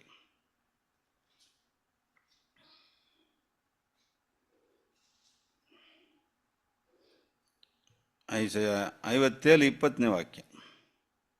ದುಷ್ಟರಾದರೂ ಅಲ್ಲೋಲ ಕಲ್ಲೋಲವಾದ ಸಮುದ್ರದಂತಿದ್ದಾರೆ, ಅದು ಸುಮ್ಮನಿರದು, ಅದರ ತೆರೆಗಳು ಕೆಸರನ್ನು ಬುರ್ರೆಯನ್ನು ಕಾರುತ್ತಾ ನಿಲ್ಲುತ್ತವೆ. ಅದು ಪ್ರೀತಿಯ ಸರಸರಲ್ಲಿ ನೋಡ್ಬೇಕಾದ್ರೆ ದುಷ್ಟರು ಇಲ್ಲದೆ ಹೋಯ್ತರು ಅಂತ ನೋಡ್ದಲ್ಲ, ಅಂದ್ರೆ ಸಮುದ್ರ ಇಲ್ಲ ಅಂತ ನೋಡ್ಬೇಕಾದ್ರೆ ಪ್ರಿಯರೇ, ಈ ಸಮುದ್ರ ಇರ್ತದೆ ನೋಡಿ. ಈ ಬೈಬಲ್ನ ಸರಿಯಾಗಿ ಅರ್ಥ ಮಾಡ್ಕೋಬೇಕು ನಾವು. ನೋಡಿ, ಭೂಮಿ ನಾಶನ ಆಗುತ್ತೆ ಅಂದರೆ ಈ ಪ್ಲಾನೆಟ್ ಅಲ್ಲ, ಪ್ಲಾನೆಟಲ್ಲಿರುವಂಥ ಮನುಷ್ಯರುಗಳು ಅಲ್ವಾ, ಅವ್ರನ್ನ ದೇವ್ರು ಏನು ಮಾಡ್ತಾರೆ, ನಾಶನ ಮಾಡ್ತಾರೆ. ಮತ್ತು ಸಮುದ್ರ ಇಲ್ಲದೆ ಹೋಯ್ತು ಅಂತ ನೋಡ್ಬೇಕಾದ್ರೆ ಅದು ಏನು ಅಂತ ನೋಡ್ಬೇಕಾದ್ರೆ, ಸಮುದ್ರ ಅಂದರೆ ದುಷ್ಟರು. ಇಲ್ಲಿ ವಾಕ್ಯ ಏನು ಹೇಳ್ತದೆ, ದುಷ್ಟರು ಅಲ್ಲೋಲಕಲವಾದ ಸಮುದ್ರದಂತಿದ್ದಾರೆ ಅಂತ ಇಲ್ಲಿ ಏನಾಗಿದೆ, ಹೇಳಲ್ಪಟ್ಟಿದೆ ಅಲ್ವಾ. ಹಾಗಾದ್ರೆ ದೇವರು ಆ ಲೋಕದಲ್ಲಿ ಯಾರು ಇರಲ್ಲ ಅಂದರೆ ಪ್ರಿಯರೇ, 3ನೇ ಲೋಕದಲ್ಲಿ, ಆ ನೂತನ ಭೂಮಂಡಲದಲ್ಲಿ ಯಾರು ಇರಲ್ಲ, ಭೂಮಿಯಲ್ಲಿ ದುಷ್ಟರುಗಳು ಇರುವುದಿಲ್ಲ. ಯಾಕೆ ಇರೋದಿಲ್ಲ ಅಂದರೆ, ಅದನ್ನು ಯೇಸು ಸ್ವಾಮಿ ಅದನ್ನು ಏನು ಮಾಡ್ತಾರೆ, ಆಳ್ವಿಕೆ ಮಾಡ್ತಾರೆ ಅಲ್ವಾ. ಪೇತ್ರದಲ್ಲಿ ಕೂಡ ನಾವು ಓದಬೇಕಾದ್ರೆ ಅಲ್ಲಿ ನೀತಿ ವಾಸವಾಗಿರ್ತದೆ ಅಂತ ನೋಡ್ತೀವಿ. ಅದು ಕೂಡ ಓದೋಣ ಬನ್ನಿ. 2ನೇ ಪೇತ್ರ 3ನೇ ಅಧ್ಯಾಯದಲ್ಲಿ, 2 Peter 3rd chapter 13th verse 13ನೇ ವಾಕ್ಯದಲ್ಲಿ ನಾವು ನೋಡೋದಾದರೆ, ನೀತಿ ವಾಸವಾಗಿರುವಂಥ ನೂತನ ಆ ಆಕಾಶವು ಮತ್ತು ನೂತನ ಭೂಮಂಡಲವನ್ನು ನಾವು ಎದುರು ನೋಡ್ತಾ ಇದ್ದೀವಿ ಅಂತ ಕೂಡ ಅಲ್ಲಿ ಹೇಳ್ತಾರೆ. ನೀವು ಓದನವಂತ ಇದು 13ನೇ ವಾಕ್ಯ, 3ನೇ ಅಧ್ಯಾಯದಲ್ಲಿ 13ನೇ ವಾಕ್ಯ. ಆದರೆ ನಾವು ಹ್ಮ್ ವಾಗ್ದಾನವನ್ನು ನಂಬಿ ನೂತನ ಆಕಾಶ ಮಂಡಲವನ್ನು ನೂತನ ಮಂಡಲವನ್ನು ಎದುರು ನೋಡುತ್ತಾ ಇದ್ದೇವೆ. ನೋಡಿದ ಅವುಗಳಲ್ಲಿ ನೀತಿಯು ವಾಸವಾಗಿರುವುದು. ನೋಡಿರಾ, ಅದರಲ್ಲಿ ನೀತಿ ಏನಾಗುತ್ತಂತೆ, ವಾಸವಾಗಿರ್ತದೆ. ಏಕೆ ನೋಡಿ, ಇಲ್ಲಿ ಏನಿರಲ್ಲ, ಸಮುದ್ರ ಇಲ್ಲ ಅಂತ ನೋಡುದು. ಪ್ರಕಟಣೆ 21:1ನೇ ವಾಕ್ಯದಲ್ಲಿ ಅಲ್ಲಿ ಏನಿಲ್ಲ, ಸಮುದ್ರ ಇಲ್ಲ, ಅಂದರೆ ದುಷ್ಟರಲ್ಲಿ ಇರೋದಿಲ್ಲ. ಮತ್ತು ಇಲ್ಲಿ ನಾವು ನೋಡ್ಬೇಕಾದ್ರೆ ಆದರೆ ನಾವು ದೇವರ ವಾಗ್ದಾನವನ್ನು ನಂಬಿ ನೂತನ ಆಕಾಶ ಮಂಡಲವನ್ನು ನೂತನ ಭೂಮಂಡಲವನ್ನು ಎದುರು ನೋಡುತ್ತಾ ಇದ್ದೇವೆ. ಅವುಗಳಲ್ಲಿ ಏನಿಲ್ಲ, ಅವುಗಳಲ್ಲಿ ನೀತಿ ವಾಸವಾಗಿರ್ತದೆ. ಏಕೆ ನೀತಿ ವಾಸವಾಗಿರ್ತದೆ ಅಂದರೆ, ಈಗ ಇರುವಂಥ ಲೋಕದಲ್ಲಿ ಏನಿಲ್ಲ, ನೀತಿ ಇಲ್ಲ ಅಲ್ವಾ? ಎಲ್ಲ ಅನೀತಿ ತುಂಬಿಕೊಂಡಿದೆ, ಪಾಪವು ಅಧರ್ಮವು ಈ ಭೂಮಿಯಲ್ಲಿ ಏನಾಗಿದೆ, ತುಂಬಿಕೊಂಡಿದೆ. ಆದರೆ ಆ ನೂತನ ಲೋಕದಲ್ಲಿ, ಇದನ್ನೇ ಬೈಬಲಲ್ಲಿ 3ನೇ ಲೋಕ ಅಂತ ಹೇಳಲ್ಪಟ್ಟಿದೆ, ಥರ್ಡ್ ವರ್ಲ್ಡ್. ಫಸ್ಟ್ ವರ್ಲ್ಡ್ ನೋಡಿ, ಮೊದಲನೇ ಲೋಕವು ಜಲಪ್ರಳಯದಲ್ಲಿ ಮಳೆಯಿಂದ ದೇವರು ನಾಶನ ಮಾಡಿದ್ರು. ಈ 2ನೇ ಲೋಕ ಕೂಡ ಏನಾಗುತ್ತೆ, ಬೇಗನೆ ನಾಶನ ಒಳಗಾಗುತ್ತೆ ಪ್ರಿಯರೇ. ಥರ್ಡ್ ವರ್ಲ್ಡ್ ವಾರಲ್ಲಿ ಈ ಲೋಕ ನಾಶನ ಆಗುತ್ತೆ. ಆಮೇಲೆ ಏನಾಗುತ್ತೆ, ನೂತನ ಲೋಕವು ಏನಾಗುತ್ತೆ, ಉಂಟಾಗುತ್ತೆ. ಅದರಲ್ಲಿ ನೀತಿಯು ವಾಸವಾಗಿರ್ತದೆ. ಅದರಲ್ಲಿ ಸಮುದ್ರ ಇರಲ್ಲ, ಅಂದರೆ ದುಷ್ಟರು ಅಲ್ಲಿ ಇರುವುದಿಲ್ಲ ಅಂತ ನೋಡಿ. ಸರಿ ಪ್ರಿಯ ಸರಸರೇ, ಈ ಲೋಕದಲ್ಲಿ ಈ 3ನೇ ಲೋಕದಲ್ಲಿ ಏನೆಲ್ಲ ನಡೀತದೆ ಅಂತ ಏನು ಮಾಡೋಣ, ಇವಾಗ ನಾವು ನೋಡೋಣ. ಲೋಕ ಬಗ್ಗೆ ನೋಡಿದ ಮೊದಲನೇ ಲೋಕದಲ್ಲಿ ನೋಡಬೇಕಾದ್ರೆ, ಮೊದಲನೇ ಲೋಕವು ಆದಮ್ ಅವ್ವಯಿಂದ ಪ್ರಾರಂಭವಾಯಿತು, ನೋವನ ಕಾಲದಲ್ಲಿ ಅಂತ್ಯವಾಯಿತು. ಅಲ್ಲಿ ಏನು ನಡೀತು, ದೇವದೂತರು ಮನುಷ್ಯ ಕುಮಾರತಿಯರನ್ನ ಮದುವೆ ಮಾಡಿಕೊಂಡ್ರು. ಅವರಿಂದ ರಾಕ್ಷಸರುಗಳು ಭೂಮಿಯಲ್ಲಿ ಹುಟ್ಟಿದ್ರು. ಅದರಿಂದ ಅಧರ್ಮ ಪಾಪವು ತುಂಬಿತ್ತು, ಅದರಿಂದ ದೇವರು ಅದನ್ನು ಅಳಿಸಿದ್ರು. 2ನೇ ಲೋಕವು ನೋವ ಮತ್ತು ನೋವನ ಕುಮಾರರ ಮೂಲಕ ಪ್ರಾರಂಭವಾಯಿತು. ಅದೇ ರೀತಿಯಾಗಿ ಪಾಪ ಏನಾಗಿದೆ, ತುಂಬಿಕೊಂಡಿದೆ ಇವಾಗ. ಆದರೆ ದೇವರು ಅಬ್ರಹಾಮನ ಸಂತತಿಯನ್ನು ಏನು ಮಾಡ್ತಾರೆ, ಆಯ್ಕೆ ಮಾಡ್ತಾ ಇದ್ದಾರೆ. ಒಂದು ಮರಳು, ಇನ್ನೊಂದು ನಕ್ಷತ್ರ. ಇದು ಕಂಪ್ಲೀಟ್ ಆದಮೇಲೆ ದೇವರು ಈ ಭೂಮಿಯ ಮೇಲೆ ನಾಶನವನ್ನು ತಂದು, ಅಂದರೆ ಯುದ್ಧ, ಬರ, ಭೂಕಂಪ ಎಂಬ ನಾಶನಗಳ ಮುಖಾಂತರ ಈ ಭೂಮಿನ ದೇವರು ಅಳಿಸಿ ಒಂದು ನೂತನ ಆಕಾಶ ಮಂಡಲವನ್ನು ಉಂಟು ಮಾಡ್ತಾರೆ. ಸೊ ಈ ನೂತನ ಆಕಾಶ ಮಂಡಲದಲ್ಲಿ ಏನು ನಡೀತದೆ, ಅದರಲ್ಲಿ ಮೊದಲನೇ ಭಾಗವಾಗಿ ಯೇಸುಸ್ವಾಮಿ ಈ ಭೂಮಿಯನ್ನು ಏನು ಮಾಡ್ತಾರೆ, 1000 ವರ್ಷ ಆಳ್ವಿಕೆ ಮಾಡ್ತಾರೆ. 1000 years ರೂಲ್ ಜೀಸಸ್. ಯೇಸುಸ್ವಾಮಿಯ ಒಂದು 1000 ವರ್ಷ ಆಳ್ವಿಕೆ. ಪ್ರಕಟಣೆ 20 ವಾಕ್ಯ 6ನೇ ವಾಕ್ಯವನ್ನು ಓದೋಣ. ರೆವಲ್ಯೂಷನ್ 20th chapter verse 6 ಓದ್ರಿ. ಪ್ರಕಟಣೆ 20 ವಾಕ್ಯ 6ನೇ ವಾಕ್ಯವನ್ನು. ಪ್ರಥಮ ಪುನರುತ್ಥಾನದಲ್ಲಿ ಸೇರಿರುವವನು ಧನ್ಯನು ಪರಿಶುದ್ಧನು ಆಗಿದ್ದಾನೆ. ಇಂಥವರ ಮೇಲೆ 2ನೇ ಮರಣಕ್ಕೆ ಅಧಿಕಾರವಿಲ್ಲ. ಆದರೆ ಅವರು ದೇವರಿಗೂ ಕ್ರಿಸ್ತನಿಗೂ ಯಾಜಕರಾಗಿ ಕ್ರಿಸ್ತನೊಂದಿಗೆ ಆ 1000 ವರ್ಷ ಆಳುವರು. ಪ್ರಿಯರೇ, ನೋಡ್ಬೇಕಾದ್ರೆ ಪ್ರಥಮ ಪುನರುತ್ಥಾನ ಯಾರಿಗೆ? ಈ ಪ್ರಥಮ ಪುನರುತ್ಥಾನ ಅಂದ್ರೆ ಫಸ್ಟ್ ರಿಸರೆಕ್ಷನ್. ಇಂಗ್ಲಿಷಲ್ಲಿ ನೋಡ್ಬೇಕಾದ್ರೆ ಫಸ್ಟ್ ರಿಸರೆಕ್ಷನ್. ಸಮಯ ಆ 3ನೇ ಲೋಕದಲ್ಲಿ, ಅಂದ್ರೆ ನೂತನ ಆಕಾಶ ಮಂಡಲದಲ್ಲಿ, ನೂತನ ಭೂಮಂಡಲ ಏನು ನಡೀತದೆ ಅಂದರೆ ಸತ್ತವರಿಗೆ ಪುನರುತ್ಥಾನ. ಅಂದರೆ ಸತ್ತವರೆಲ್ಲರೂ ಎದ್ದು ಬರ್ತಾರಲ್ಲ, ಅದರಲ್ಲಿ ಮೊದಲನೇದಾಗಿ ಬರೋರು ಯಾರಪ್ಪ ಅಂತ ನೋಡ್ಬೇಕಾದ್ರೆ ಕ್ರೈಸ್ತರು, ಅಂದರೆ ನಿಜವಾದ ಕ್ರೈಸ್ತರು. ಸಮಯ ಹೆಜ್ಜಾಡನ ಹಿಂಬಾಲಿಸಿದವರು, ಯೇಸು ಕ್ರಿಸ್ತನಿಗೋಸ್ಕರ ನಂಬಿಕಸ್ಥರಾಗಿ ಜೀವಿಸಿದಂಥ ಅವರಿಗೆ ದೇವರೇನು ಮಾಡ್ತಾರೆ, ಮೊದಲನೇ ಪುನರುತ್ಥಾನ ಕೊಡ್ತಾರೆ. ಅವ್ರು ಏನು ಮಾಡ್ತಾರೆ ಅಂತ ನೋಡ್ಬೇಕಾದ್ರೆ ಇಲ್ಲಿ ನೋಡುವಾಗ ಅಲ್ಲಿ ಏನಾಗ್ತದೆ, ಅವರು ಕ್ರಿಸ್ತನಿಗೂ ಯಾಜಕರಾಗಿ ಕ್ರಿಸ್ತನೊಂದಿಗೆ ಆ 1000 ವರ್ಷ ಆಳುವರು. ಪ್ರಿಯ ಸರಸರೇ, ಇದನ್ನು ನಾವು ಸ್ವಾಮಿ ಹೇಳ್ಕೊಟ್ಟಂಥ ಪ್ರಾರ್ಥನೆ ಅಲ್ಲ, ಲಾರ್ಡ್ಸ್ ಪ್ರೇಯರ್ ಮಾಡ್ತೀವಲ್ಲ, ಅಂದರೆ ಪರಲೋಕದಲ್ಲಿರುವಂಥ ನಮ್ಮ ತಂದೆಯೇ, ನಿಮ್ಮ ನಾಮವು ಪರಿಶುದ್ಧ ಎನಿಸಲ್ಪಡಲಿ, ನಿಮ್ಮ ರಾಜ್ಯವು ಬರಲಿ, ನಿಮ್ಮ ಚಿತ್ತವು ಪರಲೋಕದಲ್ಲಿ ನೆರವೇರುವ ಪ್ರಕಾರ ಭೂಲೋಕದಲ್ಲಿ ನೆರವೇರಲಿ ಅಂತ ಒಂದು ಪ್ರಾರ್ಥನೆ ನಾವು ಹೇಳ್ತಾ ಇದ್ದೀವಲ್ಲ. ಆ ಪ್ರಾರ್ಥನೆ ಯಾವಾಗ ನೆರವೇರುತ್ತೆ ಅಂದರೆ ಅದು 3ನೇ ಲೋಕದ ಒಂದು ಪ್ರಾರ್ಥನೆ. ಆವಾಗಲೇ ಪರಲೋಕದಲ್ಲಿ ಯಾವ ರೀತಿಯಾಗಿರ್ತದೋ ಭೂಲೋಕದಲ್ಲಿ ಏನಾಗುತ್ತೆ, ನೆರವೇರುತ್ತೆ. ಆವಾಗ ಅವ್ರ ರಾಜ್ಯವು ಬರುತ್ತದೆ. ಯಾವ ರಾಜ್ಯ ಅದು? ಅದನ್ನೇ 1000 ವರ್ಷ ಆಳ್ವಿಕೆ, 1000 years ರೂಲ್. ಯೇಸ್ವಾಮಿ ಈ ಭೂಮಿನ 1000 ವರ್ಷ ಆಳ್ವಿಕೆ ಮಾಡ್ತಾರೆ. ಅವ್ರ ಜೊತೆಗೆ ಯೇಸನ್ನು ಹಿಂಬಾಲಿಸಿದಂಥ ಆತನ ಒಂದು ಸೀಸರ್ಗಳು ಅವರೊಂದಿಗೆ ಏನು ಮಾಡ್ತಾರೆ, ಆಳ್ವಿಕೆ ನಡೆಸ್ತಾರೆ. ಅದು 1000 ವರ್ಷ ಇರ್ತದೆ. ಸರಿ, ಆಮೇಲೆ ಏನು ನಡೀತದೆ ಅಂತ ನಾವು ನೋಡೋದಾದರೆ ಪ್ರಿಯ ಸದಸ್ಯರೇ, ಇದನ್ನೇ ಅಬ್ರಹಾಮನ ಸಂತತಿ ಅಂತ ನೋಡ್ತೀವಿ. ಅವ್ರ ಜೊತೆ ಆಳ್ವಿಕೆ ಮಾಡೋರು ಯಾರು ಅಂತ ನೋಡ್ಬೇಕಾದ್ರೆ ಅಬ್ರಹಾಮನ ಸಂತತಿಯವರು ನಾವು ಮೊದಲು ನೋಡಿದ್ದು. ಅದು 2 ವಿಧವಾಗಿರ್ತದೆ, ಒಂದು ನಕ್ಷತ್ರ ಮತ್ತು ಮರಳು. ನೋಡಿ ನಮ್ಮ ಪಾಠ ಕೂಡ ಹೆಂಗಿದೆ ನೋಡಿ, ನೂತನ ಆಕಾಶ ಮಂಡಲವು ನೂತನ ಭೂಮಂಡಲ. ಮುಂದೆ ಇದ್ದಂಥ ಆಕಾಶ ಮಂಡಲವು ಮುಂದೆ ಇದ್ದಂಥ ಭೂಮಂಡಲ ಏನಾಯಿತು, ಇಲ್ಲದೆ ಹೋಯಿತು. ನೋಡಿ, ಆಕಾಶ ಭೂಮಿ ಅಂತ ನೋಡ್ತಾ ಇದ್ದೀವಿ, 2 ವಿಷಯವನ್ನು ನೋಡಿ. ಅದೇ ರೀತಿಯಾಗಿ ನಕ್ಷತ್ರ ಮರಳು. ನಕ್ಷತ್ರ ನೋಡಿ ಆಕಾಶಕ್ಕೆ ಸೇರಿದೆ, ಮರಳು ಬಂದು ಭೂಮಿಗೆ ಸೇರಿದೆ. ಅಂದರೆ 2 ಟೈಪ್, ಒಂದು ಹೆವೆನ್ಲಿ ಕ್ಲಾಸು, ಪರಲೋಕದ ಒಂದು ತರಗತಿ, ಇನ್ನೊಂದು ಭೂಲೋಕದ ಒಂದು ತರಗತಿ, ಅರ್ಥ್ಲಿ ಕ್ಲಾಸ್. ಅಬ್ರಹಾಮನ ಸಂತತಿ ನೋಡಿ, ಹಳೆ ಒಡன்பಡಿಕೆ ನೀತಿವಂತರು, ಹೊಸ ಒಡன்பಡಿಕೆ ನೀತಿವಂತರು. ಹೊಸ ಒಡன்பಡಿಕೆ ನೀತಿವಂತರು ನೂತನ ಆಕಾಶ ಮಂಡಲದಲ್ಲಿ ಯೇಸು ಕ್ರಿಸ್ತನೊಂದಿಗೆ 1000 ವರ್ಷ ಆಳ್ವಿಕೆ ಮಾಡ್ತಾರೆ. ಹಳೆ ಒಡன்பಡಿಕೆಯಲ್ಲಿದ್ದಂಥ ನೀತಿವಂತರು ಪ್ರಿಯರೇ ಭೂಮಿಯಲ್ಲಿ ಏನು ಮಾಡ್ತಾರೆ, ಆಳ್ವಿಕೆ ನಡೆಸ್ತಾರೆ. ಅರ್ಥಿ ರೂಲ್ ನೋಡಿ ಪ್ರಿಯರೇ. ಈಗ ನೋಡ್ತಾ ಇದ್ದಿಲ್ಲ, ಈಗ ಈ ಲೋಕವನ್ನು ಯಾರು ಆಳ್ವಿಕೆ ಮಾಡ್ತಾ ಇದ್ದಾರೆ? ಪ್ರಿಯ ಸರ್ ನಾವು ನೋಡ್ತಾ ಇದೆಯಲ್ಲ, ನಾವು ಇವಾಗ ನಮ್ಮ ಭಾರತವನ್ನು ತಗೊಂಡ್ರೆ ಮೋದಿ ಏನು ಮಾಡ್ತಾರೆ, ರೂಲ್ ಮಾಡ್ತಾ ಇದ್ದಾರೆ. ಅಮೇರಿಕಾ ತಗೊಂಡ್ರೆ ಟ್ರಂಪ್ ರೂಲ್ ಮಾಡ್ತಾ ಇದ್ದಾರೆ. ಮತ್ತು ರಷ್ಯಾ ಪುತಿನು, ಈ ರೀತಿಯಾಗಿ ಚೈನಾ, ಎಲ್ಲ ಕಡೆ ಒಂದೊಂದು ರೂಲರ್ಸ್ಗಳು ನೋಡ್ತೀವಿ. ಆ ಸ್ಥಳದಲ್ಲಿ ಯಾರು ಬರ್ತಾರೆ ಅಂತ ನೋಡಬೇಕಾದ್ರೆ ಹಳೆ ಒಡன்பಡಿಕೆಯ ನೀತಿವಂತರು ಆಳ್ವಿಕೆ ಮಾಡ್ತಾರೆ. ಅಬ್ರಹಾಮು, ಈಸಾಕ್, ಯಾಕೋಬ, ಏಬಲು, ಆನೋಕ, ಇವರೆಲ್ಲರೂ ಕೂಡ ಏನು ಮಾಡ್ತಾರೆ, ಈ ಭೂಮಿಯಲ್ಲಿ ಆಳ್ವಿಕೆ ನಡೆಸ್ತಾರೆ. 1000 ವರ್ಷ ಕ್ರಿಸ್ತನೊಂದಿಗೆ ಆಳ್ವಿಕೆ ಮಾಡ್ತಾರೆ, ಭೂಮಿಯಲ್ಲಿ ಮಾಡ್ತಾರೆ.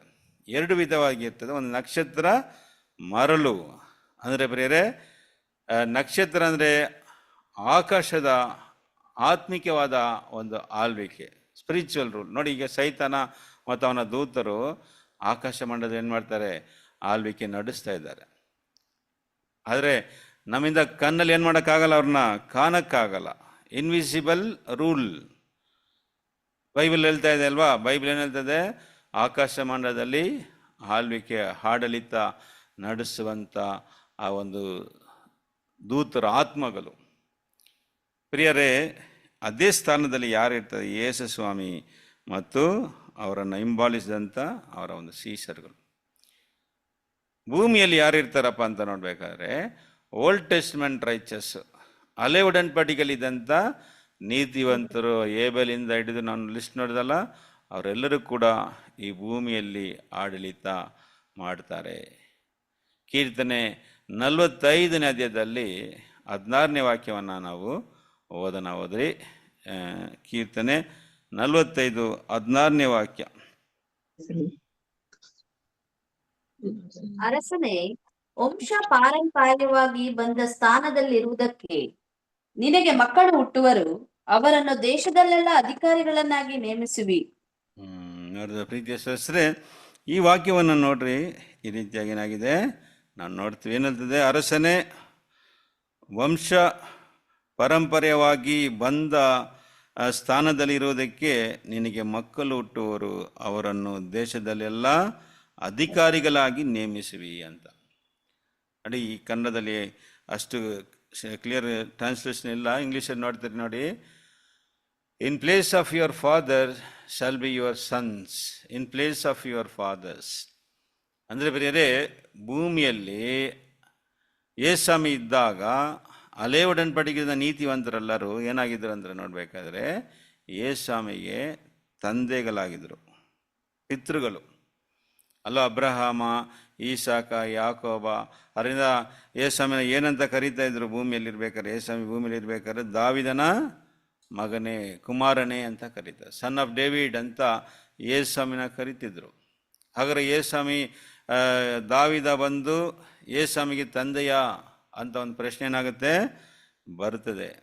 ಪ್ರಿಯರೇ, ಯೇಸ್ವಾಮಿ ಭೂಮಿಯಲ್ಲಿದ್ರಲ್ಲ ಆ 33.5 ವರ್ಷ, 33.5 years, ಆವಾಗ ಹಳೆ ಒಡன்பಡಿಕೆ ಇದ್ದವರೆಲ್ಲರೂ ಕೂಡ ಏನಾಗಿದ್ದಾರೆ? ದಾವೀದನಿಗೆ ತಂದೆಗಳು. ಆದರೆ ಇವಾಗ ಯೇಸ್ವಾಮಿ ಪರಲೋಕದಲ್ಲಿ ಇರಬೇಕಾದ್ರೆ ಹಳೆ ಒಡன்பಡಿಕೆ ಇದ್ದವರೆಲ್ಲರೂ ಏನಾಗಿರ್ತಾರೆ? ದಾವೀದನಿಗೆ ಅವರು ಯೇಸ್ವಾಮಿ ಅವರು ಅಪ್ಪ ಆಗಿದ್ದಾರೆ, ತಂದೆ ಆಗಿದ್ದಾರೆ ಅಂತ ನೋಡಿದ್ವಿ. ಬನ್ನಿ ಮತ್ತಾಯ 1:1 ಓದ್ರಿ ಸಿಸ್ಟರ್. ಮತ್ತಾಯ 1ನೇ ಅಧ್ಯಾಯದಲ್ಲಿ 1ನೇ ವಾಕ್ಯವನ್ನು ಓದಬೇಕಾದ್ರೆ ಅಬ್ರಹಾಮ ಮತ್ತು ದಾವೀದೆಲ್ಲ ಏನಾಗಿದ್ರು ಅಂತ ಅಲ್ಲಿ ಏನು ಬರೆಯಲ್ಪಟ್ಟಿದೆ? ಯೇಸ್ವಾಮಿ ಅವರ ಮಕ್ಕಳು ಅಂತ ಬರೆಯಲ್ಪಟ್ಟಿದೆ. ಮತ್ತಾಯ ಓದ್ರಿ ಸಿಸ್ಟರ್ 1:1 ಓದ. ಯೇಸು ಕ್ರಿಸ್ತನ ವಂಶಾವಳಿ. ಆತನು ದಾವೀದನ ವಂಶದವನು, ದಾವೀದನು ಅಬ್ರಹಾಮನ ವಂಶದವನು. ಸರಿನಾ ಪ್ರಿಯರೇ? ಹಾಗಾದ್ರೆ ಯೇಸ್ವಾಮಿ ಯಾರ ವಂಶದವರಂತ ನೋಡ್ಬೇಕಾದ್ರೆ ಅಬ್ರಹಾಮನ, ದಾವೀದನ ವಂಶದವನು ಅಂತ ಇಲ್ಲಿ ನಾವು ನೋಡ್ತೀವಿ. ಆದರೆ ಬೇರೆ ಟ್ರಾನ್ಸ್ಲೇಷನ್ಸ್ ಎಲ್ಲ ನೋಡ್ಬೇಕಾದ್ರೆ ಸನ್ ಆಫ್ ಡೇವಿಡ್ ಅಂತ ಬರ್ತದೆ. ದಾವೀದನ ಮಗನಾಗಿರೋಂಥ ಯೇಸು ಕ್ರಿಸ್ತನ ಒಂದು ವಂಶಾವಳಿ ಅಂತ ಏನಾಗುತ್ತೆ ಬರ್ತದೆ ಇಂಗ್ಲೀಷಲ್ಲಿ ನೋಡ್ಬೇಕಾದ್ರೆ. ಹಾಗಾದ್ರೆ ಯೇಸ್ವಾಮಿ ಭೂಮಿಯಲ್ಲಿ ಇರಬೇಕಾದ್ರೆ ದಾವೀದನು, ಅಬ್ರಹಾಮನು ಇವರೆಲ್ಲರೂ ಕೂಡ ಪಿತೃಕಲಾಗಿದ್ರು. ನೋಡಿ ಅಲ್ಲೇ ಹೇಳ್ತದೆ, in place of your fathers shall be your sons. ಈಗ ಅವ್ರೇನಾಗಿರ್ತಾರೆ? ಮಕ್ಕಳಾಗಿರ್ತಾರೆ ಯೇಸ್ವಾಮಿಗೆ. You will make them princes in all the earth. ಅವ್ರನ್ನ ಭೂಲೋಕದಲ್ಲೆಲ್ಲ ಏನು ಮಾಡ್ತಾರಂತೆ? ಅವ್ರನ್ನ ಪ್ರಿನ್ಸಸ್ ಆಗಿ ಮಾಡ್ತಾರೆ. ಪ್ರಿಯರ, ಹಾಗಾದರೆ ಭೂಮಿಯಲ್ಲಿ ಯಾರು ಆಳ್ವಿಕೆ ಮಾಡ್ತಾರೆ ಅಂತ ನೋಡಬೇಕಾದ್ರೆ ಹಳೆ ಒಡன்பಡಿಕೆ ಇರುವಂಥ ನೀತಿವಂತರು ಭೂಮಿಯಲ್ಲಿ ಆಳ್ವಿಕೆ ನಡೆಸ್ತಾರೆ. ನಮ್ಮ ಭಾರತವನ್ನು ಒಂದು ಅಬ್ರಹಾಂ ಆಳ್ವಿಕೆ ಮಾಡ್ಬೋದು ಅಲ್ವಾ?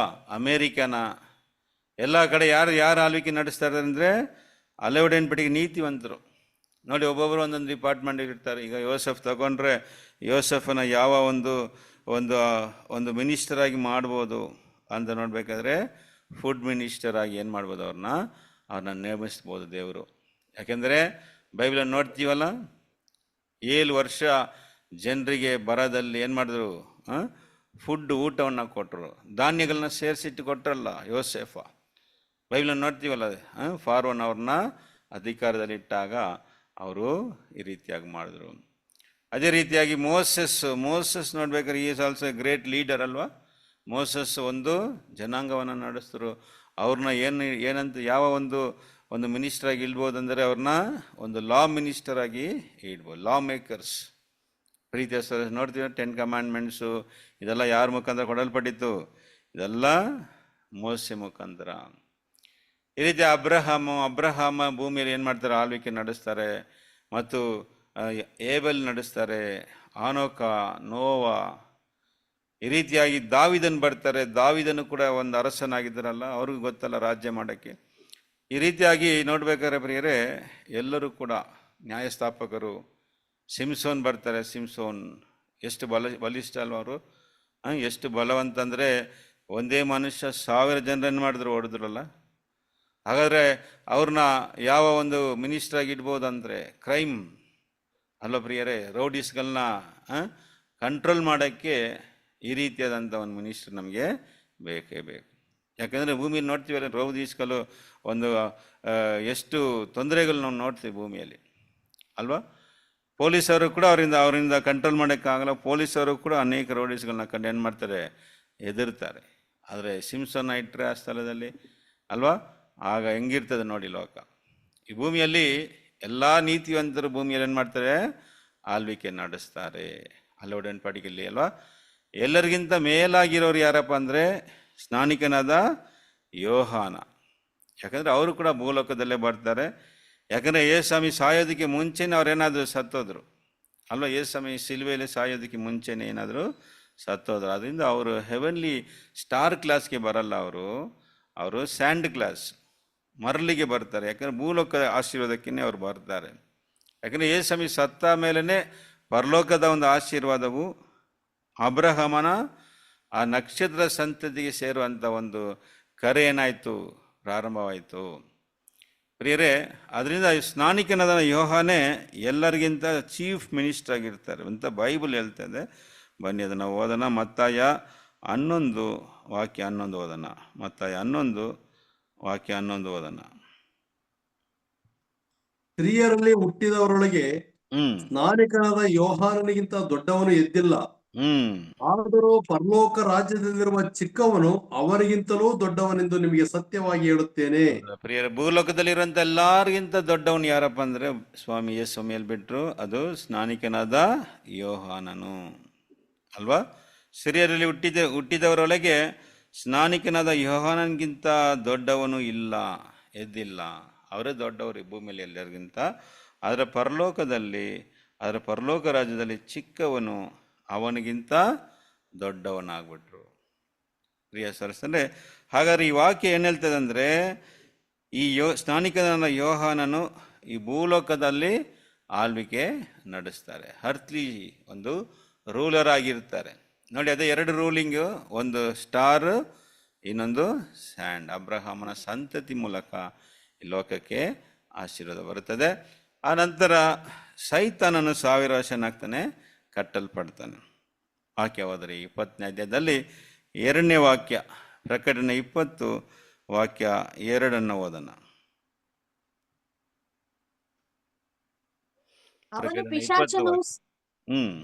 ಅವನು ಪಿಶಾಚನು ಸೈತಾನನು ಆಗಿರುವ ಪುರಾತನ ಸರ್ಪನೆಂಬ ಘಟಸರ್ಪನನ್ನು ಹಿಡಿದು 1000 ವರ್ಷ ಬಂಧನದಲ್ಲಿಟ್ಟನು. ಆ 1000 ವರ್ಷ ತೀರುವ ತನಕ ಸೈತಾನನು ಇನ್ನು ಜನಗಳನ್ನು ಮರಳುಗೊಳಿಸದ ಹಾಗೆ ದೇವದೂತನು ಅವನನ್ನು ಅಧೋಲೋಕದಲ್ಲಿ ದೊಬ್ಬಿ ಬಾಗಿಲು ಮುಚ್ಚಿ ಅದಕ್ಕೆ ಮುದ್ರೆ ಹಾಕಿದನು. ನೋಡ್ರಿ ಪ್ರಿಯರೇ, ಆ 1000 ವರ್ಷದಲ್ಲಿ ಏನಾಗುತ್ತೆ ಅಂದ್ರೆ, ಪಿಚಾಚನು ಸೈತಾನನು ಆಗಿರುವ ಪುರಾತನ ಸರ್ಪವೆಂಬ ಘಟಸರ್ಪವನ್ನು ಹಿಡಿದು 1000 ವರ್ಷ ಬಂಧನದಲ್ಲಿ ಇಟ್ಟನು. ಅಂದ್ರೆ ಆ ಕ್ರಿಸ್ತನ ಆ 1000 ವರ್ಷ ಆಳ್ವಿಕೆಯಲ್ಲಿ, ಅಂದ್ರೆ 3ನೇ ಲೋಕದಲ್ಲಿ ಆ ನೂತನ ಆಕಾಶ ಮಂಡಲವು, ನೂತನ ಭೂಮಂಡಲ ನೋಡೋದಲ್ಲ, ಅಲ್ಲಿ ನಾವು ನೋಡ್ಬೇಕಾದ್ರೆ ಯಾರು ಇರಲ್ಲ ಅಂದ್ರೆ ಸೈತಾನನು ಇರಲ್ಲ. ಅವನ ಹಿಡಿದು 1000 ವರ್ಷ ಬಂಧನ ಇಡ್ತಾರೆ. ಆ 1000 ವರ್ಷ ತೀರುವ ತನಕ ಸೈತಾನನು ಇನ್ನು ಜನಗಳನ್ನು ಮರಳುಗೊಳಿಸದಂತೆ ಏನು ಮಾಡ್ತಾರೆ, ಅವನ್ನ ಅಧೋಲೋಕದಲ್ಲಿ ದೊಬ್ಬಿ ಅವನ ಬಾಗಿಲು ಮುಚ್ಚಿ ಅದಕ್ಕೆ ಮುದ್ರೆ ಹಾಕ್ತಾರೆ. ಯಾರೆಲ್ಲ ಭೂಮಿಯಲ್ಲಿ ಸೈತಾನೆಂಬ ಒಂದು ವ್ಯಕ್ತಿ ಇರುವುದಿಲ್ಲ. ಬೇರೆ ಯೇಸುಸ್ವಾಮಿ 1000 ವರ್ಷದಲ್ಲಿ ಈ 3ನೇ ಲೋಕದಲ್ಲಿ ಏನಾಗುತ್ತೆ ಅಂತ ನೋಡ್ತಾ ಇದ್ದೀವಿ. ಪ್ರಥಮ ಪುನರುತ್ಥಾನ, ಫಸ್ಟ್ ರಿಸರೆಕ್ಷನ್. ಸತ್ತವರಲ್ಲಿ ಏನಾಗ್ತಾರೆ, ಎದ್ದು ಬರ್ತಾರೆ. ಅದರಲ್ಲಿ ಮೊದಲನೇದಾಗಿ ಕ್ರೈಸ್ತರು, ಅಂದ್ರೆ ಯೇಸುಸ್ವಾಮಿ ಅಜ್ಜನ ನಿಜವಾದ ಕ್ರೈಸ್ತರು ಎದ್ದು ಬರ್ತಾರೆ. ಅವರ ಕ್ರಿಸ್ತನೊಂದಿಗೆ 1000 ವರ್ಷ ಆಳ್ವಿಕೆ ಮಾಡ್ತಾರೆ. ಭೂಮಿಯಲ್ಲಿ ಹಳೆ ಒಡன்பಡಿಕೆ ನೀತಿವಂತರು, ಅವರು ಆಳ್ವಿಕೆ ನಡೆಸ್ತಾರೆ ಭೂಮಿಯಲ್ಲಿ. ಬೇರೆ ಸೈತಾನನು 1000 ವರ್ಷ ಬಂಧನದಲ್ಲಿ ಇಡಲ್ಪಡ್ತಾನೆ. ಮತ್ತು ಎಲ್ಲ ಜನರು, ಆದಾಮಾದಿ ಸತ್ತವರೆಲ್ಲರೂ ಏನಾಗ್ತಾರೆ, ಪುನರುತ್ಥಾನದಲ್ಲಿ ಬರ್ತಾರೆ. 1ನೇ ಕೊರಿಂಥದವರಿಗೆ 15ನೇದಲ್ಲಿ 21 ಮತ್ತು 22ನೇ ವಾಕ್ಯವನ್ನು ಕೂಡ ನಾವು ಓದೋಣ. 1 ಕೊರಿಂಥ 15 ಚಾಪ್ಟರ್ verse 21 and 22 ಓದ್ರಿ.